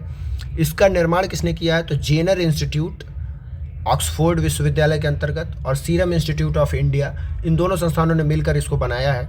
इसके पहले एक जो मलेरिया का टीका था वो था AS01 मॉस्क्यूरिक्स इसको कहा जाता था। ये मलेरिया का पहला टीका था, ठीक है। अब हम देखते हैं क्यूडेगा जो है ये TAK 003, ठीक है, WHO द्वारा लाइसेंस प्रदान कर दिया गया और ये डेंगू का दूसरा टीका है। अगर कोई बोले क्यूडेगा डेंगू का पहला टीका, नहीं, गलत बोल रहे हो भाई तुम। डेंगू का दूसरा टीका है क्यूडेगा से पहले कौन सा डेंगू का टीका आया है? तो डेंगीआल आया है, डेंगीआल इसका नाम था, ठीक है। विषाणु जनित रोग होता है आपका डेंगू, ठीक है। और जो ये डेंगीआल था इसको ICMR और पेंजिया बायोटेक ने बनाया था, ठीक है। और जो अभी वाला है इसको टोकेडा फार्मास्यूटिकल कंपनी द्वारा बनाया गया, ये जापान की कंपनी है। अब देखिए MEN 5CV जो है ये मेनिंजाइटिस से संबंधित 5 रोग जो होते हैं उसका 5-in-1 टीका है, ठीक है। अब मेनिंजाइटिस क्या है? ये मस्तिष्क जो है होता है हम लोगों का, मस्तिष्क के बाहर की जो झिल्ली होती है उसको मेनिंजस बोला जाता है, मेनिंजस झिल्ली, ठीक है। ये एक तरह मेनिंजस जो है ये एक तरह का मेम्ब्रेन होता है, ठीक है, मेम्ब्रेन या फिर उसको हम लोग झिल्ली बोलते हैं। पतला सा कवर होता है ये जो हमारे मस्तिष्क को ढक के रहता है। उस झिल्ली में जब इन्फेक्शन होता है, उस इन्फेक्शन के कारण मेनिंजाइटिस रोग होता है। और ये रोग कैसे फैलता है? तो ये एक तरह का जीवाणु, विषाणु, कवक, परजीवी, किसी के भी कारण ये फैल सकता है। कई तरह के इसके कारक हो सकते हैं। आप यहाँ पे देखेंगे जीवाणु, विषाणु, कवक, परजीवी, अलग अलग। अब देखिए मेनिंगोकोकल जीवाणु की प्रमुख 5 नस्लें हैं, ठीक है। आप देखेंगे ACWYX, ये 5 नस्लें हैं। इन्हीं 5 के विरुद्ध ये टीका आपको प्रतिरक्षा प्रदान करेगा, ठीक है। इस टीके को लॉन्च करने वाला पहला देश जो है वो है नाइजीरिया। अब आप देखते हैं हैविश्योर जो है ये भारत का पहला स्वदेशी हेपेटाइटिस ए का टीका है, हेपेटाइटिस ए का टीका हैविश्योर। इसको बनाया किसने? तो इंडियन इम्यूनोलॉजिकल लिमिटेड द्वारा बनाया गया। आप इस कंपनी का नाम याद रखिएगा, ठीक है। अब हम देखते हैं ग्लोबल हेपेटाइटिस रिपोर्ट भी आई है 2024 में। इस रिपोर्ट में आप देखेंगे तो मिस्र ऐसा देश है, मिस्र, इंग्लिश वाले इसको इजिप्ट पढ़ेंगे, ठीक है। कुछ अंग्रेज भी हैं, अंग्रेज क्या, सॉरी, उनका भी सम्मान है। इंग्लिश मीडियम के जो छात्र हैं तो वो लोग मिस्र को इजिप्ट बोलते हैं, तो आप इजिप्ट ध्यान रखिएगा। हालांकि मैंने इजिप्ट भी देवनागरी लिपि में ही लिखा हुआ है, ठीक है। तो ये मेनिंजाइटिस सी को समाप्त करने की राह में गोल्ड टियर हासिल करने वाला एकमात्र देश है, ठीक है। तो मिस्र एकमात्र ऐसा देश है जिसको गोल्ड टियर मिला, बाकी किसी भी देश को गोल्ड टियर नहीं मिला। हेपेटाइटिस बी जो है ये सबसे ज़्यादा चीन में है, दूसरे नंबर पर भारत है और इंडोनेशिया तीसरे नंबर पर है। पूरे विश्व का 50% हेपेटाइटिस बी केवल इन्हीं 3 देशों में पाया जाता है। अब आप देखेंगे हेपेटाइटिस सी, इसमें पाकिस्तान नंबर 1 पे है और भारत नंबर 2 पे है। अब हम देखेंगे चांदीपुरा विषाणु, ये विषाणु कहाँ फैला है? तो इसका सर्वाधिक प्रकोप गुजरात में हुआ था, ठीक है। ये आप याद रखिएगा, ये एक तरह का विषाणु फैला है इस साल और भारत में से एंडेमिक का दर्जा दिया गया था, ठीक है। तो इसलिए भी ये थोड़ा सा इंपॉर्टेंट हो जाता है। 15 वर्ष से कम के बच्चों को ये प्रभावित करता है। अब हम देखते हैं सारा, तो इसका फुल फॉर्म क्या होता है? Smart AI resource assistant for health, ठीक है, इसका फुल फॉर्म है।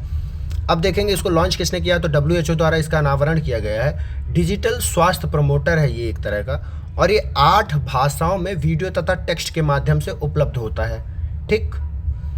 अब हम देखते हैं इंडिया टीबी रिपोर्ट 2024 को। इसको जारी किसने किया है, तो जारी किया है स्वास्थ्य एवं परिवार कल्याण मंत्रालय ने। मंत्रालय का नाम आप रट लीजिएगा, ठीक। अब देखते हैं टीबी के मामले जो हैं 237 प्रति लाख हैं 2015 में, और अगर आप 2022 का डाटा देखेंगे तो ये आपका आ जाता है 199, यानी कि टीबी के मामलों में कटौती हुई है, कमी आई है, सॉरी कटौती क्या कहें मैं, अच्छा काम हुआ है, तो ये होना चाहिए, ज़रूरी था।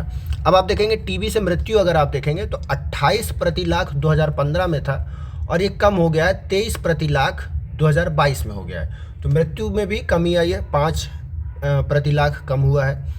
अब आप देखेंगे भारत ने 2025 तक एंड टीबी का लक्ष्य रखा हुआ है, यानी कि भारत 2025 तक टीबी खत्म कर देगा। और वहीं अगर आप वैश्विक लक्ष्य की बात करें तो ये 2030 का है। अब वहीं ग्लोबल टीबी रिपोर्ट भी तो आएगी, तो ग्लोबल टीबी रिपोर्ट जो आई है वो 2023 में आई है। वैश्विक टीबी प्रसार दर जो है 133 प्रति लाख है, ठीक है, ये वर्ल्ड का एवरेज है। और भारत का एवरेज अगर आप देखेंगे तो ये वर्ल्ड के एवरेज से ज़्यादा है। भारत में 199 है और वर्ल्ड में 133 है। भारत में विश्व के 27% और सबसे ज़्यादा टीबी के केसेस देखे गए हैं। इंडोनेशिया दूसरे नंबर पर है 10%, और चीन तीसरे नंबर पर है 7%। वर्ष 2027 तक टीबी उपचार कवरेज का लक्ष्य 90% निर्धारित किया गया है वर्ल्ड में, और 2030 तक खत्म ही कर देना है टीबी को, और 2027 तक 90% इसमें निर्धारित किया गया। अब हम देखते हैं भारतीय पोल्ट्री क्षेत्र जो है एवियन इन्फ्लुएंजा मुक्त हो गया है। ये एक तरह का पोल्ट्री क्षेत्र में एक तरह का रोगाणु था जो अब खत्म हो गया है, ठीक है, इससे मुक्त घोषित कर दिया गया है। विश्व पशु स्वास्थ्य संगठन, इसका मुख्यालय पेरिस में है। वर्ल्ड एग डे कब मनाया जाता है, तो ये मनाया जाता है आपको 11 अक्टूबर को, ठीक है। अब हम देखते हैं विश्व मलेरिया रिपोर्ट भी इसी साल आई है। अब आप देखेंगे इसको जारी किया है WHO ने। दक्षिण पूर्व एशिया के कुल मामलों का 66% भारत में ही है। अब आप देखिए दक्षिण पूर्व एशिया के कुल मलेरिया मामलों में से 66% तो भारत में ही मलेरिया से बीमार लोग हैं। और केप वर्डे जो ये अफ्रीकी देश है, इसको मलेरिया मुक्त घोषित कर दिया गया है। कुल 53 देश व एक क्षेत्र, ठीक है, ऐसा है जिसको मलेरिया मुक्त घोषित किया गया अब तक। अब आप देखेंगे कोविनेट क्या है, तो कोविनेट जो है ये WHO द्वारा कोरोना वायरस के लिए एक नेटवर्क तैयार किया गया है। अब इस नेटवर्क का काम क्या है, तो 21 देशों में की 36 प्रयोगशालाओं के द्वारा, जिसमें से भारत की भी 3 प्रयोगशालाएं शामिल होंगी, उनके द्वारा कोरोना वायरस जो है उसका एक नेटवर्क तैयार किया जाएगा। किस तरह से उससे आगे लड़ना है या फिर उसकी कुछ संभावना है, तो उसके लिए रिसर्च चलती रहेगी। और उसमें 36 प्रयोगशालाएँ होंगी 21 देशों की, और उसमें से भारत की जो 3 प्रयोगशालाएँ हैं उसमें ICMR, CSIR, ट्रांसनेशनल स्वास्थ्य विज्ञान एवं प्रौद्योगिकी केंद्र, ठीक है, तो ये संस्थान आपके इसमें शामिल रहेंगे। अब चलते हैं हम लोग, अब आप देखेंगे अगला जो पोर्शन है आपका, ये है आपका एनवायरमेंटल साइंस का क्वेश्चन है। एनवायरमेंटल साइंस में जो डेवलपमेंट हुई है आपकी, ये उससे संबंधित है आपका। यहाँ पे आप देखेंगे एक रिपोर्ट आई है इंटरनेशनल बिग कैट अलायंस, ये एक तरह का घोषणा किया गया है भारत के द्वारा ये अलायंस बनाए जाने की, ठीक है। तो इसके जो आप सदस्य देखेंगे, सदस्य देश कौन कौन से हैं, तो इसके सदस्य देशों में भारत शामिल है, निकारागुआ शामिल है, इस्वातिनी शामिल है और सोमालिया शामिल है। 4 देश शुरू से इसमें शामिल थे, ठीक है। अभी क्या था, तंजानिया जब सामिया सुलू हसन जी आई थी, ऐसा हमने आपको ये पढ़ाया हुआ है इंटरनेशनल करंट अफेयर के वीडियो में, उन्होंने भी इसमें इंटरनेशनल बिग कैट अलायंस में शामिल होने की बात की है। मलेशिया ने भी इसमें शामिल होने की बात की है, ठीक है। अब आप देखिए इसमें 7 बिग कैट्स को शामिल किया गया है, जिसमें से प्यूमा तथा जैगुआर भारत में नहीं है, ठीक है। अब ये 7 कौन कौन से हैं, मैं अगर आपको उनके नाम याद दिलाऊं तो इसमें एक तो शेर है, ठीक है, फिर चीता है, ठीक है, फिर तेंदुआ है, ठीक है, फिर उसके बाद हिम तेंदुआ है, सॉरी हिम तेंदुआ लिख दे रहा हूँ मैं, हिम तेंदुआ। उसके बाद बाघ है, फिर प्यूमा है और जैगुआर है। अगर आप इन सातों का नाम सर्च करेंगे ना तो ये सातों लगभग एक ही तरह के आकार में और देखने में सात के सातों एक तरह के लगते हैं, लेकिन सबकी अलग अलग ये प्रजातियां हैं। इन्हीं सात को बिग कैट बोला जाता है। ठीक है, तो आप इन सबको एक बार चित्र देख लीजिएगा। मैंने इनका फ़ोटो नहीं मैं डाउनलोड कर पाया, नहीं तो आप लोगों को अलग अलग दिखाता भी मैं। तो आप इनका एक बार फ़ोटो देख सकते हैं अगर आप चाहें। तो आप अगर जानना चाहेंगे तो ये दो तरह के जो हैं ये भारत में नहीं पाए जाते हैं। जो तेंदुआ सॉरी जो ये हमारा चीता था ये भारत से विलुप्त हो चुके थे, लेकिन अभी हमने विगत वर्षों में कुछ नामीबिया से तथा साउथ अफ्रीका से दोबारा से इनको भारत में बसाया है। सबसे पहले कूनो नेशनल पार्क में चीता लाए गए थे। तो अब भारत में 5 बिग कैट्स हैं, शेर, चीता, तेंदुआ, हिम तेंदुआ और बाघ। लेकिन जैगुआर और प्यूमा अभी भी भारत में नहीं है। अब देखिए जो इंटरनेशनल बिग कैट अलायंस होगा इसका मुख्यालय कहाँ होगा, तो ये भारत में ही होगा। 2023-24 से 27-28 तक 5 वर्ष के लिए 150 करोड़ का फंड अलॉट किया गया है इसके लिए। ठीक है, तो आप ये भी ध्यान रखिएगा। अब हम देखते हैं रामसर साइट्स की बात अगर हम करें तो इस साल अब 85 हो चुकी हैं। ठीक है, तो आप इनकी संख्या याद रखिएगा। अब इंटरनेशनल सॉरी ये रामसर साइट कन्वेंशन कब हुआ था, तो ये 1971 में कन्वेंशन हुआ था। मैं यहाँ ऊपर लिख देता हूँ। रामसर कन्वेंशन हुआ था 1971 में। लागू कब हुआ था, तो 1975 में। और भारत शामिल कब हुआ था, तो 1982 में भारत ने इसमें हस्ताक्षर किए थे। तो आप ये 3 सन याद रखिएगा। मैंने यहाँ नहीं लिखा है, जो PDF आपका पहले से था, तो कोई बात नहीं, आप याद रखने का कोशिश करिएगा। ठीक है, क्या हो जाता है, अटक गया, रुक जाओ भाई।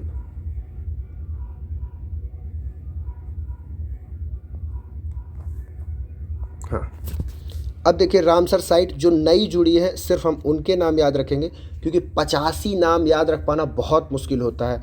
आप एक बार लिस्ट डाउनलोड करिएगा या तो फिर करंट अफेयर का ई-दृष्टि का बुक है आपका, तो उससे आप पढ़िएगा एक बार को। लेकिन आप जो हमारे नए शामिल हुए हम उनको आपको याद कराने की कोशिश करेंगे। तो कराईवेट्टी पक्षी अभ्यारण्य, लॉन्गवुड 16 रिजर्व वन, नंजरायन जो आपका अभ्यारण्य है, और कांजूएली अभ्यारण्य जो है, ये 4 आपके तमिलनाडु से शामिल किए गए हैं। अब तमिलनाडु में कुल 18 रामसर साइट हो गई हैं। ठीक है, अब आप देखेंगे कर्नाटक से तो अंक समुद्र पक्षी रिजर्व, अघना सिनी पक्षी रिजर्व और जो ये मगदी केरे रिजर्व है ये कर्नाटक से शामिल किए गए हैं। अब देखिए नकटी पक्षी अभ्यारण्य और नागी पक्षी अभ्यारण्य जो है ये बिहार से शामिल किए गए हैं, और तवा जलाशय जो है ये आपका मध्य प्रदेश में है। तो आप इन 10 को जो अभी नए शामिल हुए इनको याद करने का कोशिश करिएगा कि कौन सा किस स्टेट में है। यहाँ से क्वेश्चन बनने की ज़्यादा संभावनाएं रहेंगी। बाकी एक बार अगर आप चाहते हैं तो पूरे 85 के 85 एक बार पढ़ लीजिएगा। अब देखिए विश्व वायु गुणवत्ता रिपोर्ट 2023 जारी की गई है। इसको जारी किसने किया है, तो IQ एयर द्वारा प्रकाशित किया गया है इसको। अब आप देखेंगे जो बेगूसराय है ये बिहार का शहर है और विश्व का सर्वाधिक प्रदूषित मेट्रोपॉलिटन क्षेत्र इसको घोषित कर दिया गया है।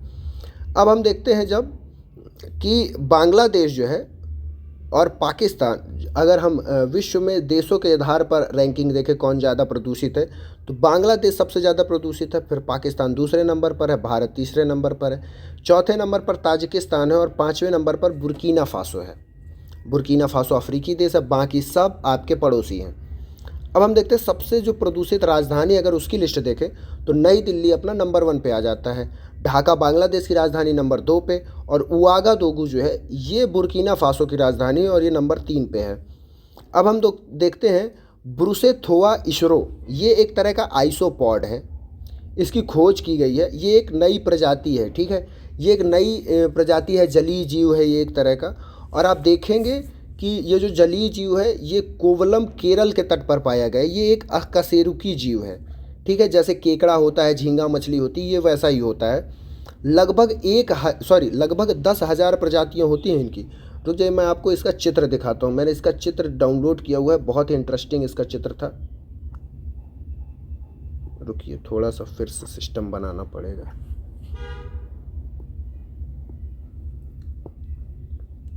तो हाँ, ये देखिए, ये है आपका ये जीव, ऐसा कुछ दिखता है आपका बुरसेथोआ इसरो जो भी है, अटपटा सा नाम है इसका, लेकिन ये आपका दिखता है ऐसा है। ठीक है, कैसा दिखता है? तो ऐसा दिखता है, पता नहीं मछली है, झींगा है, क्या है, ये मेरे को नहीं समझ में आ रहा, लेकिन आप लोग एक बार इसका चित्र देख लीजिएगा और ये ऐसा ही होता है। तो आपको थोड़ा सा नाम याद रखने में आसानी होगी कि ये किस तरह का होता है, क्या जीव है। तो बस इतना ही दिखाना था मेरे को। अब हम देखते हैं, भारत में तेंदुआ स्थिति रिपोर्ट जो है वो जारी कर दी गई है। ये रिपोर्ट जारी कौन करता है? तो आपको याद होना चाहिए कि ये रिपोर्ट जारी की जाती है ministry of environment, forest and climate change, यानी कि पर्यावरण एवं जलवायु परिवर्तन मंत्रालय। अब भारत में तेंदुआ जो है कहाँ सबसे ज़्यादा है? तो मध्य प्रदेश में सबसे ज़्यादा तेंदुआ है 3907, फिर महाराष्ट्र में 1985, फिर कर्नाटक में 1879 और तमिलनाडु में 1070। तो सबसे ज़्यादा मध्य प्रदेश में है आपके तेंदुआ। अब तेंदुआ का वैज्ञानिक नाम क्या होता है? तो पैंथेरा पॉड्स फ्यूस्का इसका वैज्ञानिक नाम है। IUCN में इसको नियर थ्रेटन्ड यानी कि संकटासन्न कहा गया है। अब आप एक बार IUCN की लिस्ट देख लीजिए कि IUCN में किस तरह से नाम दिया जाता है इन जीवों को। तो मैं आपको वो एक बार लिस्ट दिखा देता हूँ किस तरह से क्या क्या नाम होते हैं। तो वो है आपकी IUCN की लिस्ट, ये रही। अगर आप देखेंगे ऑल स्पीसीज जो IUCN जो है इसकी स्थापना हुई थी मैं सन बता दूं तो ये 1949 में IUCN की स्थापना हुई थी। 1964 से ये रेड डाटा लिस्ट जारी करता है। ठीक है, अब आप अगर इस लिस्ट में देखेंगे तो ऑल स्पीसीज जो होती है, जिनकी वो सारी स्पीसीज होती हैं जिनको कुछ को एवेलुएट किया जाता है, कुछ को नॉट एवेलुएट किया जाता है। तो जिनको इवेलुएट नहीं किया जाता उनको NE से नॉट इवेलुएट के रूप में दर्शाया जाता है। अब आप देखते हैं कुछ ऐसे भी जीव होते हैं जिनको इवेलुएट तो किया जाता है लेकिन उनका पूरा डाटा नहीं मिल पाता, उनको डाटा डिफिशियंट या DD से संबोधित किया जाता है। फिर जिनका एडुकेट डाटा मिल जाता है तो उनको LC का मतलब होता है लीस्ट कंसर्न, यानी कि जो संकट में सबसे कम जिनके लिए संकट है उनको लीस्ट कंसर्न में रखा जाता है। और नियर थ्रेटन जो होता है ये संकट के नज़दीक होने वाले होते हैं। ठीक है, तो अगर आप इनको देखेंगे तो ये सबसे कम दूसरे नंबर पे इनको संकट होता है और इसी लिस्ट में आपका तेंदुआ शामिल है। वल्नरेबल जो होता है इसको हम लोग संकटासन्न बोलते हैं हिंदी में, संकटासन्न। ठीक है, मतलब जो संकट के लिए क्या होते हैं, सुभेद होते हैं, आसानी से जिनमें संकट आ सकता है उनको वल्नरेबल बोलते हैं हम लोग। फिर इंडेंजर्ड जो बोलते हैं ये संकटग्रस्त हो जाता है। ठीक है, अब क्रिटिकली इंडेंजर्ड जो होता है ये बहुत ज़्यादा खतरे में है, ये वाली प्रजाति। अब आप देखेंगे EW जो होता है एक्सटिंक्ट इन द वर्ल्ड, इसका मतलब है कि जंगलों से ये प्रजाति विलुप्त हो चुकी है। अब मात्र कुछ जो चिड़ियाघर है या फिर ऐसे इनके संरक्षण केंद्र है वहीं पे बचा हुआ है ये प्रजाति, इसका मतलब ये हुआ। अब आप देखेंगे एक्सटिंक्ट जो प्रजाति है इसका मतलब अब ये कहीं है ही नहीं, ख़त्म, टाटा बाय बाय। ठीक है, तो चलिए हम लोग चलते हैं। अब आपने ये चित्र भी देख लिया है, तो अब हम लोग आगे बढ़ेंगे। तो आप लोग एक बार इसको थोड़ा सा ध्यान रखिएगा कि इनका क्रम किस तरह से आता है, कौन सी प्रजातियां। तो अगर आपको मान लीजिए वो ये उस प्रजाति की क्राइटेरिया भी नहीं याद है तो आप इस तरह से उसको, इस क्वेश्चन को टिक कर सकते हैं कि हाँ, मान लीजिए तेंदुआ तो बहुत दिखता रहता है, इट मीन्स ये बहुत ज़्यादा क्रिटिकली इंडेंजर्ड या डेंजर्ड में थोड़ी ना होगा। तो आप वैसे लगा सकते हैं कि हाँ ये नियर थ्रेटन्ड हो गया। ठीक है, अब हम लोग चलते हैं अपनी, अगर हिम तेंदुआ की रिपोर्ट हो गई है उसके बाद है हमारी अगली, तेंदुआ रिपोर्ट हो गई है, अभी बचा है हम लोगों का हिम तेंदुआ। अब हिम तेंदुआ की रिपोर्ट 2023 में आई है। इसको जारी किसने किया? तो इसको भी जारी किया है ministry of environment, forest and climate change ने। अब आप देखेंगे भारत में कुल 718 हिम तेंदुआ है। ठीक है, अब हम देखेंगे कि सबसे ज़्यादा कहाँ है। तो सबसे ज़्यादा हिम तेंदुआ आपका लद्दाख में है, दूसरे नंबर का UK में है, तीसरे नंबर का हिमाचल प्रदेश में है, चौथे नंबर पे अरुणाचल प्रदेश है, पाँचवें नंबर पे सिक्किम है और छठवें नंबर पे जम्मू कश्मीर। जम्मू कश्मीर में 9 हिम तेंदुआ पाए गए हैं। अब आप देखेंगे हिम तेंदुआ का जो वैज्ञानिक नाम है वो नाम है इसका पैंथेरा अंसिया। अब देखिए जो तेंदुआ था उसका नाम था पैंथेरा पॉड्स फ्यूस्का। ठीक है, और हिम तेंदुआ का नाम है पैंथेरा अंसिया। ठीक है, अब आप देखेंगे 23 अक्टूबर जो एक तारीख है, इस तारीख को आपका मनाया जाता है इंटरनेशनल स्नो लेपर्ड डे। तो आप ये डे एक बार पढ़ लीजिएगा, याद रखिएगा, क्या पता पूछ दे, क्योंकि आपके पेपर में एक ना एक क्वेश्चन ऐसा आता है जिसमें डे पूछता है। ठीक है, तो आप ये भी याद रख सकते हैं। अब देखिए ये IUCN की लिस्ट में कहाँ है, तो ये वल्नरेबल है आपका सॉरी, जो तेंदुआ है ये हिम तेंदुआ से कम संकटग्रस्त है। ठीक है, हिम तेंदुआ को ज़्यादा संकट है, क्योंकि हिम तेंदुआ जो है वो वल्नरेबल है, और जो तेंदुआ था वो क्रिटिकली बोल रहा हूँ मैं, वो नियर थ्रेटन था, मतलब उसको खतरे के वो नज़दीक था, अभी उसको खतरा हुआ नहीं है। अब देखिए सीन जो है ये खेलो इंडिया शीतकालीन गेम्स का शुभंकर बनाया गया है, और ये सीन जो है ये एक तरह का हिम तेंदुआ ही है। अब देखिए हमारा जो है अगला वो है राष्ट्रीय स्वच्छ वायु कार्यक्रम। ये किस लिए चालू किया गया, तो इसमें हम लोग जो है PM10 और PM2.5 जो पार्टिकल्स होते हैं उनके आधार पर स्वच्छता को निर्धारित करेंगे, वायु की स्वच्छता को। और इसमें आप देखेंगे बर्नीहाट मेघालय का जो शहर है ये सबसे ज़्यादा प्रदूषित है। दूसरे नंबर पे आपका बेगूसराय है, तीसरे नंबर पे ग्रेटर नोएडा है, और चौथे नंबर पर श्री गंगानगर है। और PM2.5 के आधार पर अगर हम देखें तो भी अपना बर्नीहाट असम वाला शहर ही आता है, और फिर उसके बाद दूसरे नंबर पे बेगूसराय, और तीसरे नंबर पे आपकी नई दिल्ली। अब हम देखते हैं PM10 से सर्वाधिक प्रदूषित 50 शहरों में 19 जो है वो बिहार से हैं। आप ये ध्यान दीजिएगा, ठीक है, टॉप 50 में 19 तो बिहार से हैं। यूपी के 7 शहर शामिल है इस लिस्ट में।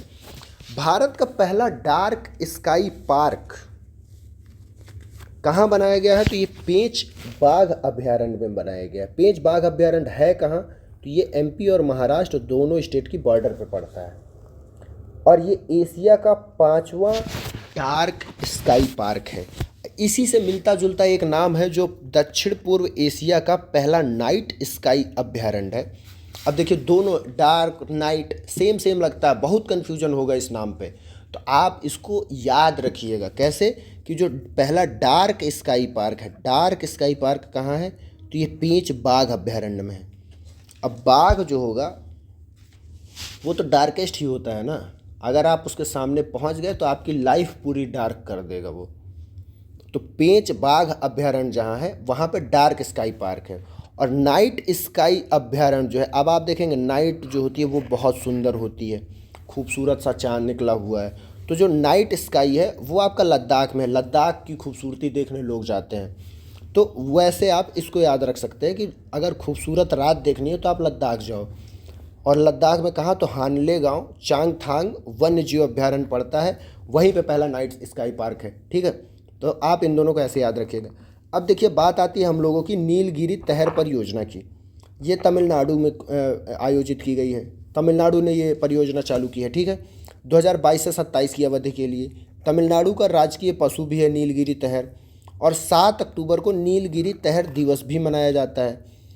और ये जो है IUCN में संकटग्रस्त है, वल्नरेबल नहीं है। ये वल्नरेबल से मतलब कि अगर हम संकट के आधार पर इनको क्रोनोलॉजिकल ऑर्डर पे लगाएं तो सबसे ज़्यादा संकट किसको है, तो तहर को है, इससे ज़्यादा हिम तेंदुआ को है, इससे कम हिम तेंदुआ को है, और इससे कम संकट हमारे तेंदुआ को है। ठीक है, इस तरह से हम इस संकट को दर्शा सकते हैं। ये इंडेंजर्ड है, ठीक है, ये क्या है, तो ये वल्नरेबल है, और ये क्या था, तो ये नियर थ्रेटन था, एंटी। अब चलिए हम लोग चलते हैं अपने अगले सेगमेंट पे, और हमारा अगला सेगमेंट है डिफेंस से रिलेटेड साइंस जो है आपका। ठीक है, अब हम इसमें देखते हैं जोरावर एक हल्का युद्धक टैंक है। महाराज फील्ड फायरिंग रेंज राजस्थान में इसका परीक्षण किया गया है। L&T तथा CVRDE ने इसको विकसित किया है। CVRDE क्या है, तो इसका फुल फॉर्म है combat vehicle research and development establishment. ये एक तरह का टैंक है, इसका फ़ोटो है मेरे पास, मैं आपको दिखा दूं, लेकिन अब आप कहेंगे टैंक का फ़ोटो तो आप क्या ही देखेंगे, टैंक तो आपने देख ही रखा होता है। तो ये एक तरह का टैंक है, ठीक है, इसमें और कुछ मैं नहीं दिखा रहा। अब देखिए VLS RSAM जो है ये आपका vertical launch short range surface to air missile है। इसका परीक्षण कहाँ किया गया? तो उड़ीसा के चांदीपुर परीक्षण रेंज में किया गया। अब आप एक चीज़ याद रखिएगा कि जो मिसाइल्स होते हैं इनका मैक्सिमम परीक्षण उड़ीसा के चांदीपुर स्टेशन में ही किया जाता है। तो अगर आपको कुछ याद ना आ रहा हो कि कहाँ किया गया है तो आँख मूंदिएगा, मूंदिएगा का मतलब होता है आँख बंद करिएगा, सॉरी रीजनल लैंग्वेज, तो आँख बंद करिएगा और सीधे चांदीपुर मार दीजिएगा, सही हो जाएगा। 90%, 10% गलत होने के चांसेस बिल्कुल रहेंगे। ठीक है, अब देखिए मालपे और मुल्की क्या है? तो मालपे और मुल्की माहे श्रेणी के ASW है। ठीक है, ASW क्या होता है? तो anti submarine warfare shallow water craft, मतलब कि ये छिछले पानी के वाटर क्राफ्ट हैं। ठीक है, तो माहे श्रेणी के हैं मालपे और मुल्की। इनकी स्पीड आप देखेंगे तो इनकी स्पीड है 25 नॉट मील। ठीक है, 25 नॉट, और ये 80% स्वदेशी है। अब हम देखते हैं अग्नि 4 क्या है? तो अग्नि 4 मध्यम दूरी की बैलिस्टिक मिसाइल है। ठीक है, और ये सरफेस टू सरफेस मिसाइल है। ठीक है, S2S का मतलब यही होता है। इसकी मारक क्षमता कितनी है? तो 4000 किलोमीटर है। अब आप देखेंगे इसका परीक्षण कहाँ हुआ है? तो आपने आंख बंद किया, चांदीपुर उड़ीसा में इसका परीक्षण कर दिया। अब आप देखेंगे समुद्र प्रताप जो है ये गोवा शिपयार्ड लिमिटेड द्वारा विकसित इंडियन कोस्ट गार्ड के लिए पहला स्वदेशी प्रदूषण नियंत्रण पोत है। तो आप इसको ज़रूर याद रखिएगा, ये समुद्र प्रताप को याद रखना इम्पॉर्टेंट है क्योंकि यहाँ से क्वेश्चन बन सकता है। तो ये क्या है? तो इंडियन कोस्ट गार्ड के लिए बनाया गया है और ये प्रदूषण नियंत्रण का पोत है। क्योंकि आप देखेंगे जितने भी शिप्स होते हैं, कोई वार क्राफ्ट होता है, कोई फ्रिगेट होता है, कोई सबमरीन हंटर होता है, कुछ भी होता है, लेकिन ऐसा प्रदूषण वाला नहीं होता है। तो ये प्रदूषण वाला कुछ अलग सा है, अतरंगी है। तो ये पूछने के चांसेस बढ़ जाएंगे आपके, क्योंकि यहाँ पे लोग तुक्का नहीं लगा पाएंगे। अगर ऑप्शन दे भी दिया ना तो लोग गलत कर देंगे अगर पढ़ा नहीं है तो, लेकिन आप तो हमसे पढ़ के जाएंगे, आप सही करेंगे। ठीक है, अब SEBEX क्या है? तो सेबेक्स 2 इसका नाम दिया गया है। ये एक तरह का विस्फोटक है जो TNT से, ट्राई नाइट्रोटाइलुइन इसका नाम होता है TNT का। TNT एक तरह का विस्फोटक पदार्थ है, उससे 2 गुना ज़्यादा अधिक घातक है। विश्व का सबसे शक्तिशाली गैर परमाणु विस्फोटक है ये। तो समझ लीजिए बाबू, ये फटेगा ना तो आदमी बचेगा नहीं। परमाणु बम के बाद कौनो फटले वाला है ऐसा चीज़ जो किसी की फाड़ सकता है, तो वो यही है, सेबेक्स। तो इसको आप ध्यान दीजिएगा। अब देखिए जो अगला है हमारा INS अरिघात। अरिघात क्या है? ये अरिहंत श्रेणी की दूसरी स्वदेशी निर्मित परमाणु पनडुब्बी है। ठीक है, अब ये क्या है? इसकी मारक क्षमता आप देखेंगे तो 750 किलोमीटर मारक क्षमता वाली है। इसमें K-15 मिसाइलें लैस हैं। ठीक है, ये परमाणु त्रयी क्षमता से को मजबूती देती है। अब चलिए मैं आपको कम से कम ये तो दिखाऊंगा ही कि ये है क्या, क्योंकि मेरा मन नहीं मानेगा। मेरे पास इसका फ़ोटो है, इसके अलावा उसका भी फ़ोटो था लेकिन वो वाला मेरा मन नहीं था दिखाने का। इसमें मेरा मन है दिखाने का, तो मैं दिखाऊंगा, आपको देखना पड़ेगा। ये है आपकी सबमरीन। चलिए, ठीक है, ये रही आपकी सबमरीन INS अरिघात। ठीक है, अब ये देखिए ये K-15 आपकी लोड हो रही है यहाँ पे। ठीक, ये एक तरह का न्यूक्लियर बॉम्ब है। ये मतलब कि आप पानी से अर्थ पे भी लॉन्च कर सकते हैं, ये ऐसी मिसाइल है आपकी। तो आप इसको याद रखिएगा। ठीक है, तो INS अरिघात आपकी एक क्या है? पनडुब्बी है। अब हम चलिए देखते हैं अगला जो है हमारा, ये है गौरव। अब गौरव नाम से क्या है? तो ये लंबी दूरी का ग्लाइड बम है, 1000 किलो श्रेणी का, वायु से लॉन्च किया जा सकता है। वायु से इसको लॉन्च कौन करेगा? तो SU-30, सुखोई 30 इसका नाम है। ठीक है, SU-30 से ये लॉन्च किया जा सकता है। अनुसंधान केंद्र इमारत हैदराबाद में इसको डिज़ाइन किया गया है। अब आप इस संस्थान का नाम याद रखिएगा। मैं कुछ नहीं बोलना चाहूँगा इस बारे में क्योंकि मैंने आज ही एक टेस्ट दिया था और उस टेस्ट में यही क्वेश्चन छपा हुआ था। दृष्टि IAS का टेस्ट था, टेस्ट नंबर 8। अगर किसी ने लगाया है तो खोल के देखिएगा, वहीं मिलेगा ये क्वेश्चन। ये पूछा हुआ था अनुसंधान केंद्र इमारत है और साथ में पूछा था ये 1000 किलोग्राम का ग्लाइड बम है। ठीक है, अब ये ग्लाइड बम, जब आप बम सुनते हैं तो आपको लगता है कि हाँ ये गोल गोल कुछ होगा, ऐसा नहीं है। अगर आप इसका फ़ोटो देखेंगे तो ये प्रॉपर हेलीकॉप्टर जैसा दिखता है। मैं दिखा दूं आपको, ये रहा, ये है आपका गौरव ग्लाइड बम। ठीक है, आप देखेंगे इसके विंग्स भी हैं, ये रहे विंग्स, ऐसा ही एक विंग उधर भी होगा। ये प्रॉपर इसमें बना हुआ है एकदम प्लेन के जैसा, मिसाइल की तरह है ये पूरा बम। ऐसा नहीं कि ऐसे गोल गोल घुमाया फेंक दिया लुढ़क गए। ठीक है, चलिए चलते हैं हम लोग आगे। अब देखिए INS त्रिपुट जो है ये गोवा शिपयार्ड लिमिटेड द्वारा विकसित स्वदेशी अत्याधुनिक युद्धपोत है। तो ये आपका एक लड़ाई वाला जहाज़ है। ठीक है, रूस से प्राप्त तेग और तलवार श्रेणी के पोतों की अनुवर्ती है। मतलब ये एक तरह का पोत है, ऐसी से रूस से प्राप्त जो थे उन्हीं का अनुवर्ती है, मतलब कि सक्सेसर है उनका। अब देखिए, अभ्यास का सफल परीक्षण किया गया उच्च गति वाला नष्ट होने योग्य हवाई लक्ष्य। ठीक है, तो ये उच्च गति वाला तेज़ी से हवा में फेंका जाएगा इसको और फिर उसको टारगेट किया जाएगा। तो ये एक तरह का टारगेट है। ठीक है, अभ्यास को DRDO के वैमानिकी विकास प्रतिष्ठान द्वारा डिज़ाइन किया गया है। अब देखिए बात आती है रुद्रम 1 की। रुद्रम 1 क्या है? तो NGARM है, new generation anti radiation missile. ये एक ऐसी मिसाइल है जो रेडिएशन ही नहीं छोड़ती है। रेडिएशन छोड़ने से क्या होता है कि आप जो थर्मल एनर्जी होती है उससे रडार उस मिसाइल को पकड़ लेता है और जो विदेशी आपका उनका वायु रक्षा प्रणाली होगी वो आपकी मिसाइल को नष्ट कर देगी।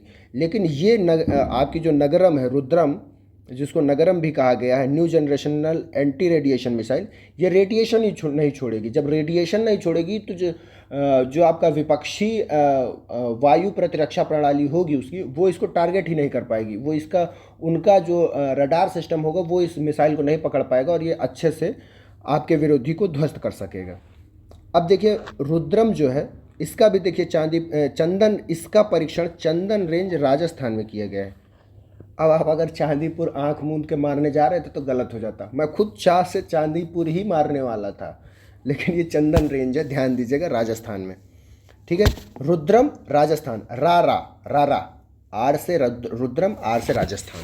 ठीक है, अब देखिए फिलीपींस को ब्रह्मोस की आपूर्ति कर दी गई है। ब्रह्मोस मिसाइल फिलीपींस को देने का बहुत दिन से समझौता हो गया था और हमने ये फिलीपींस को प्रदान भी कर दिया है। अब देखिए अग्नि प्राइम जो है ये सरफेस टू सरफेस मिसाइल है। ठीक है, 1000 से 2000 किलोमीटर इसकी मारक क्षमता है। अब देखिए ये कनस्तरीकृत मिसाइल है जिसे रोड तथा रेलवे प्लेटफॉर्म से लॉन्च किया जा सकता है। आपने देखा था जैसे रूमी रॉकेट था ना, वैसी ही ये मिसाइल है। अब मैं आपको ये मिसाइल का चित्र दिखाऊंगा, मुझे मज़ा आ रहा है क्योंकि इसमें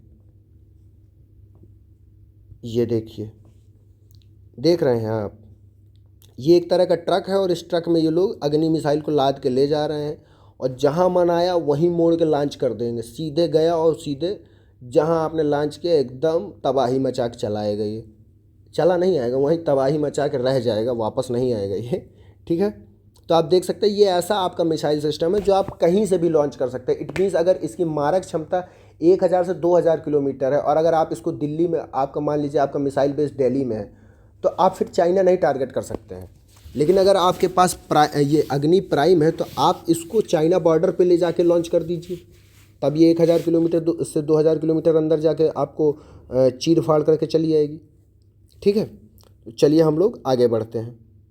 अब देखिए जो FWD-200B है ये एक तरह का बॉम्बर UAV है, मतलब कि ये एक तरह का बॉम्बर जहाज़ है।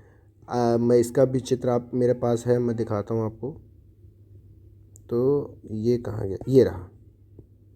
तो ये इस तरह का है कुछ। ठीक है, तो ये एक तरह का हेलीकॉप्टर है। UAV का मतलब होता है जिसमें अनमैन्ड व्हीकल होता है। ठीक है, एरियल व्हीकल। तो इसमें कोई आदमी नहीं बैठता और ये उड़ के जाता है और तबाही मचा के चला आता है बम गिरा के। तो ये वैसा कुछ है, ये आप इसका चित्र देख सकते हैं। ठीक है, चलिए अब हम लोग यदि अगला देखेंगे अपना पेज, तो इसमें अग्रे तथा अक्षय श्रेणी के कोलकाता से अग्रे तथा अक्षय श्रेणी, अक्षय ये कोलकाता में लॉन्च किया गया है। ठीक है, गॉर्डन रीच शिपयार्ड लिमिटेड द्वारा इनको विकसित किया गया है। ये anti submarine warfare shallow watercraft है। जैसे कि ऊपर हमने देखा था क्या था ये, हाँ, मालपे और मुल्की माहे श्रेणी के, वैसे ही ये भी है। ठीक है, इसमें अर्नाला श्रेणी का इनको कहा गया है। अर्नाला इनका पहला रॉकेट था, फिर उसके बाद एंड्रोथ आया था, अंजीदीव आया था, ठीक है। अब आप देखेंगे मिशन दिव्यास्त्र। मिशन दिव्यास्त्र क्या है, ये इंटरेस्टिंग है, आप देखिएगा ये इसमें इंटरेस्टिंग है क्या, तो MIRV प्रौद्योगिकी से लैस है। MIRV प्रौद्योगिकी क्या है, तो इसका मतलब होता है मल्टीपल इंडिपेंडेंटली टारगेटेबल री एंट्री व्हीकल। इट मीन्स आप एक मिसाइल लॉन्च करेंगे और आप एक मिसाइल में ही मल्टीपल वॉरहेड लगा देंगे। कैसे, मैं आपको ये चित्र के थ्रू दिखाता हूँ। तो कहाँ है MIRV मेरी, कैसे मारूं, ये मिला। तो हाँ, आप ये इसमें मैंने इसको छोटा से छोटा कर दिया है। तो अगर मैं आपको ये दिखाऊं तो ये कुछ ऐसा रहेगा, ठीक है। तो ये देखिए आपकी एक मिसाइल है, ठीक है। इस एक मिसाइल में मल्टीपल वॉरहेड है। आप देखेंगे यहाँ पे 4 वॉरहेड हो गए हैं। अब आप इन 4 वॉरहेड से अलग अलग टारगेट पे अटैक कर सकते हैं। एक वॉरहेड आपका यहाँ आके लड़ गया, दूसरा वॉरहेड आपका यहाँ आके लड़ गया, तीसरा वॉरहेड आपका यहाँ ला के लड़ गया। आपने लॉन्च एक ही मिसाइल की थी, लेकिन आपकी एक ही मिसाइल ने 4 अलग अलग, मतलब 100-200 किलोमीटर दूर की रेंज में भी टारगेट हो सकता है, और उतने दूर के टारगेट को ये टारगेट कर पाएंगे आप अलग अलग टारगेट को एक साथ। तो इससे आपको ये फ़ायदा मिला है इस मिसाइल से। अब देखिए मैं इसी चित्र में बता देता हूँ कि टेक्नोलॉजी से फ़ायदा क्या होगा। What is MIRV technology. तो MIRV enables single missile to target multiple locations hundreds of kilometre apart, यानी कि 100 किलोमीटर से ज़्यादा दूरी के मल्टीपल टारगेट्स को आप एक ही मिसाइल से टारगेट कर सकते हैं, ठीक है। ये अग्नि मिसाइल जैसी, अग्नि मिसाइल को ही अपग्रेड करके बनाया गया है, ठीक है। अग्नि missile carries nuclear warheads range over 5000 kilometre aimed at countering China, ठीक है, काउंटरिंग चाइना। अब हम देखते हैं known countries with MIRV equipped missiles included USA, China, Russia, France, UK के पास ये MIRV टेक्नोलॉजी है। अब पाकिस्तान भी इसमें क्लेम करता है कि उसके पास भी है। पाकिस्तानवा जो है वो हर बात पे घुसता रहता है कि नहीं हमारे पास है, हम कमज़ोर थोड़ी है तुमसे, हम फाड़ दे।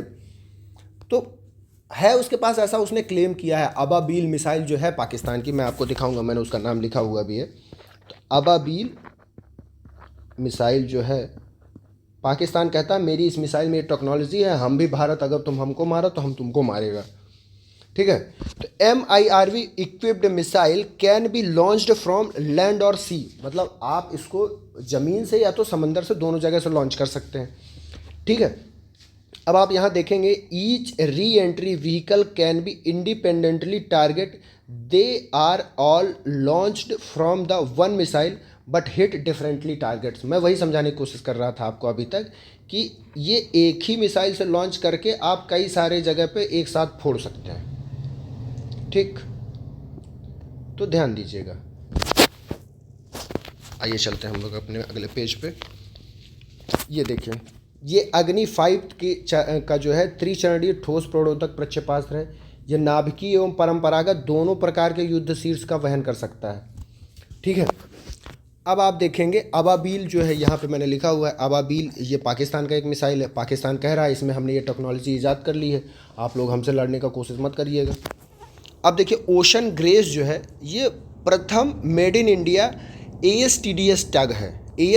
ओशन ग्रेस ASTDS टग क्या होता है, ये एक तरह की छोटी नाव होते हैं जो बड़े जहाज़ों को खींच के समंदर में ले जाते हैं किनारे से, ठीक है। आप देख सकते हैं बड़े पोतों को खींचने वाली छोटी नाव को ओशन ग्रेस या टग कहा गया है, ठीक है। इसका नाम है approved standardised tug design and specification, ठीक है। उसके बाद आप इसका देखेंगे GTTP जो है green tug transmission program launch by, ये ministry of port ships and waterways ने इसको लॉन्च किया है इस मिशन को, GTTP को। अब आप देखेंगे स्वर्ण सिंधु जो है ये एक जहाज़ है जिसको KG परियोजना के तहत प्रथम तेल टैंकर पोत की तरह घोषित किया गया है। KG परियोजना क्या है, तो कृष्णा गोदावरी बेसिन से तेल टैंकर लेकर मंगलुरु रिफाइनरी तक जाएगा। कौन, तो स्वर्ण सिंधु। अब आप देखेंगे VSHORADS जो है ये very short range air defence system है, ठीक है। अब रिसर्च सेंटर इमारत हैदराबाद द्वारा इसको डिज़ाइन किया गया है और चांदीपुर में परीक्षण किया गया है। फिर देखिए आपका चांदीपुर आ गया। अब आप देखेंगे मैन पैड्स क्या होता है। अब आप देखेंगे ये जो very short range air defence system, ये लॉन्च कैसे किया जाता है, ये सिस्टम आपको देखना चाहिए, नहीं तो आप समझ नहीं पाएंगे कि ये है क्या, ये मशीनवा है कैसा। वो मशीनवा हम आपको दिखाते हैं अभी। ई मशीनवा ई रहल, ध्यान दीजिएगा, ये देखिए। अब ऐसे एक जो आपका आर्मी पर्सन होगा वो ऐसे सिस्टम में बैठेगा, यहाँ से उसको भरेंगे गोले को, और बस यहाँ बटन होगा कोई जिसको दाब देंगे और वो लॉन्च हो जाएगा। तो मतलब एक आदमी इस मशीन को चला सकता है। हवा से कोई मिसाइल आ रही है और बहुत नज़दीक है तो ही आप इससे काम कर सकते हैं, यदि दूर है तो फिर ये काम नहीं कर पाएगा। इसी तरह के मैन पैड्स होते हैं जिसको आपने अगर बॉर्डर मूवी देखी हो तो सनी देओल एकदम कंधा पर रखता है, रॉकेटवा लॉन्च करता है, सीधे मारता, धाए मचता, वही वाला है ये।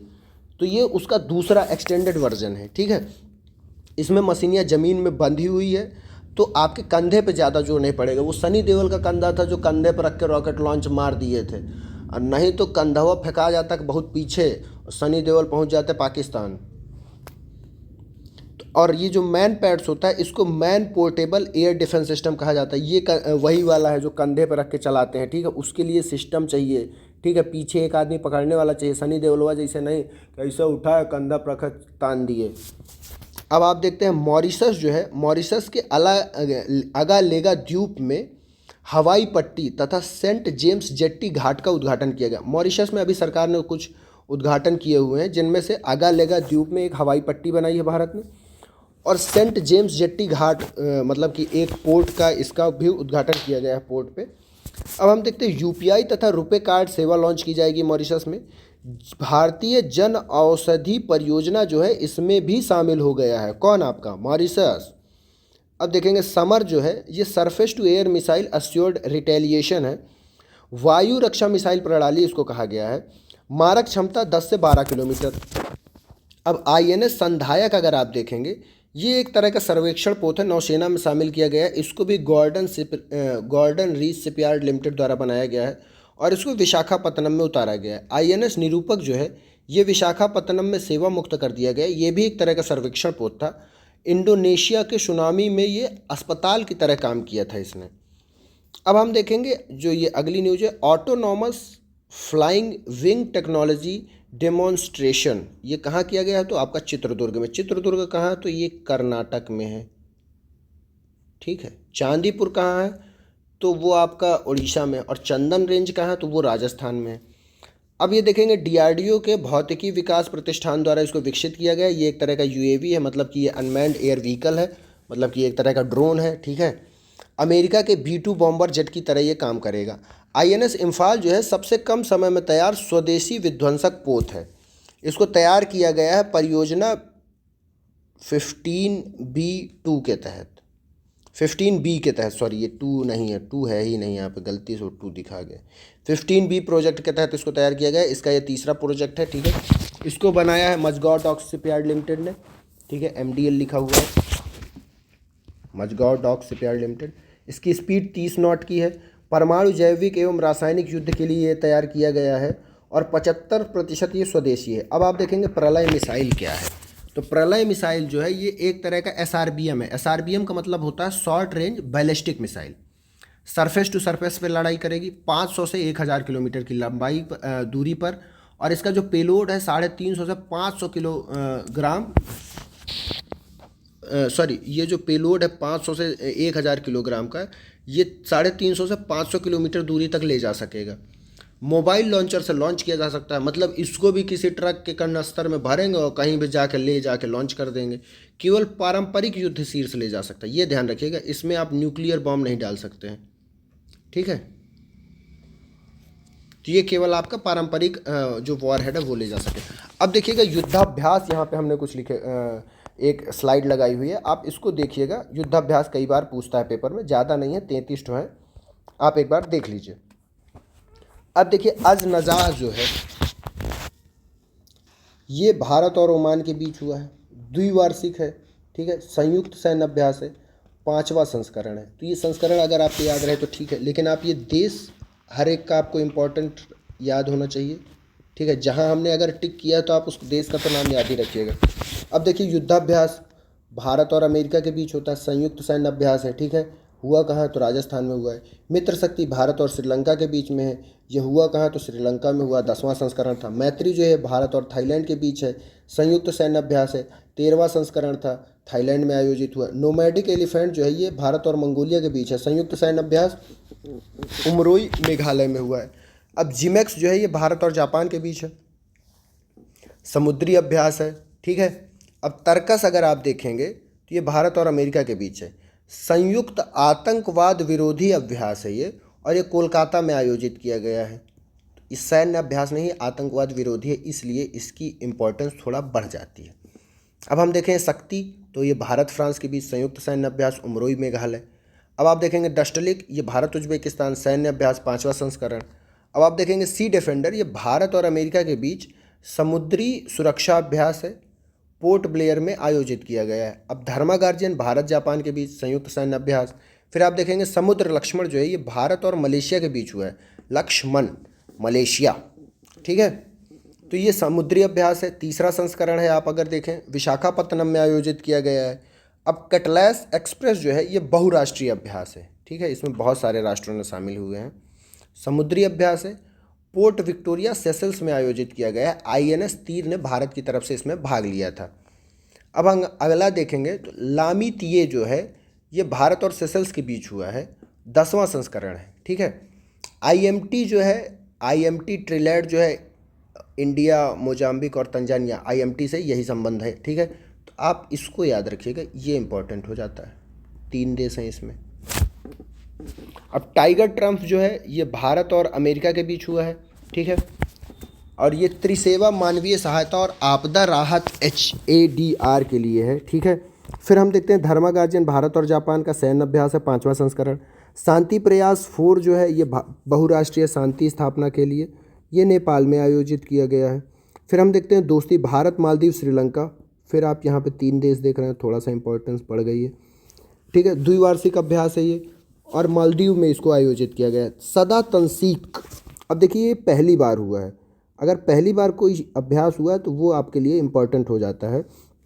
भारत और सऊदी अरब के बीच हुआ है, प्रथम संस्करण, 3 स्टार बनाया है, याद रखिएगा, ये मत भूलिएगा, कम से कम पहली बार हुआ है। अब हम देखते हैं हमारा खंजर जो है किर्गिस्तान के साथ हुआ है, ठीक है, संयुक्त विशेष अभ्यास है, बकलो हिमाचल प्रदेश में हुआ है। साइक्लोन जो है भारत और मिस्र के बीच हुआ है, संयुक्त विशेष बल का अभ्यास है। डेजर्ट साइक्लोन जो है ये भारत और UAE के बीच हुआ है, राजस्थान में आयोजित हुआ है। डेजर्ट नाइट जो है ये भारत और फ्रांस और UAE के बीच हुआ है, द्विपक्षीय वायु सैन्य अभ्यास है। फिर उसके बाद हम देखते हैं कि जो अभ्यास अयुत्या था ये भारत और थाईलैंड के बीच हुआ है, द्विपक्षीय है, प्रथम संस्करण था, तो ये भी इम्पॉर्टेंट हो जाता है, प्रथम संस्करण इज इम्पॉर्टेंट। उसके बाद एक्स विनबैक जो है भारत और वियतनाम के बीच हुआ है, 4था संस्करण था। सूर्य किरण भारत और नेपाल के बीच है, ये पिथौरागढ़ उत्तराखंड में हुआ था।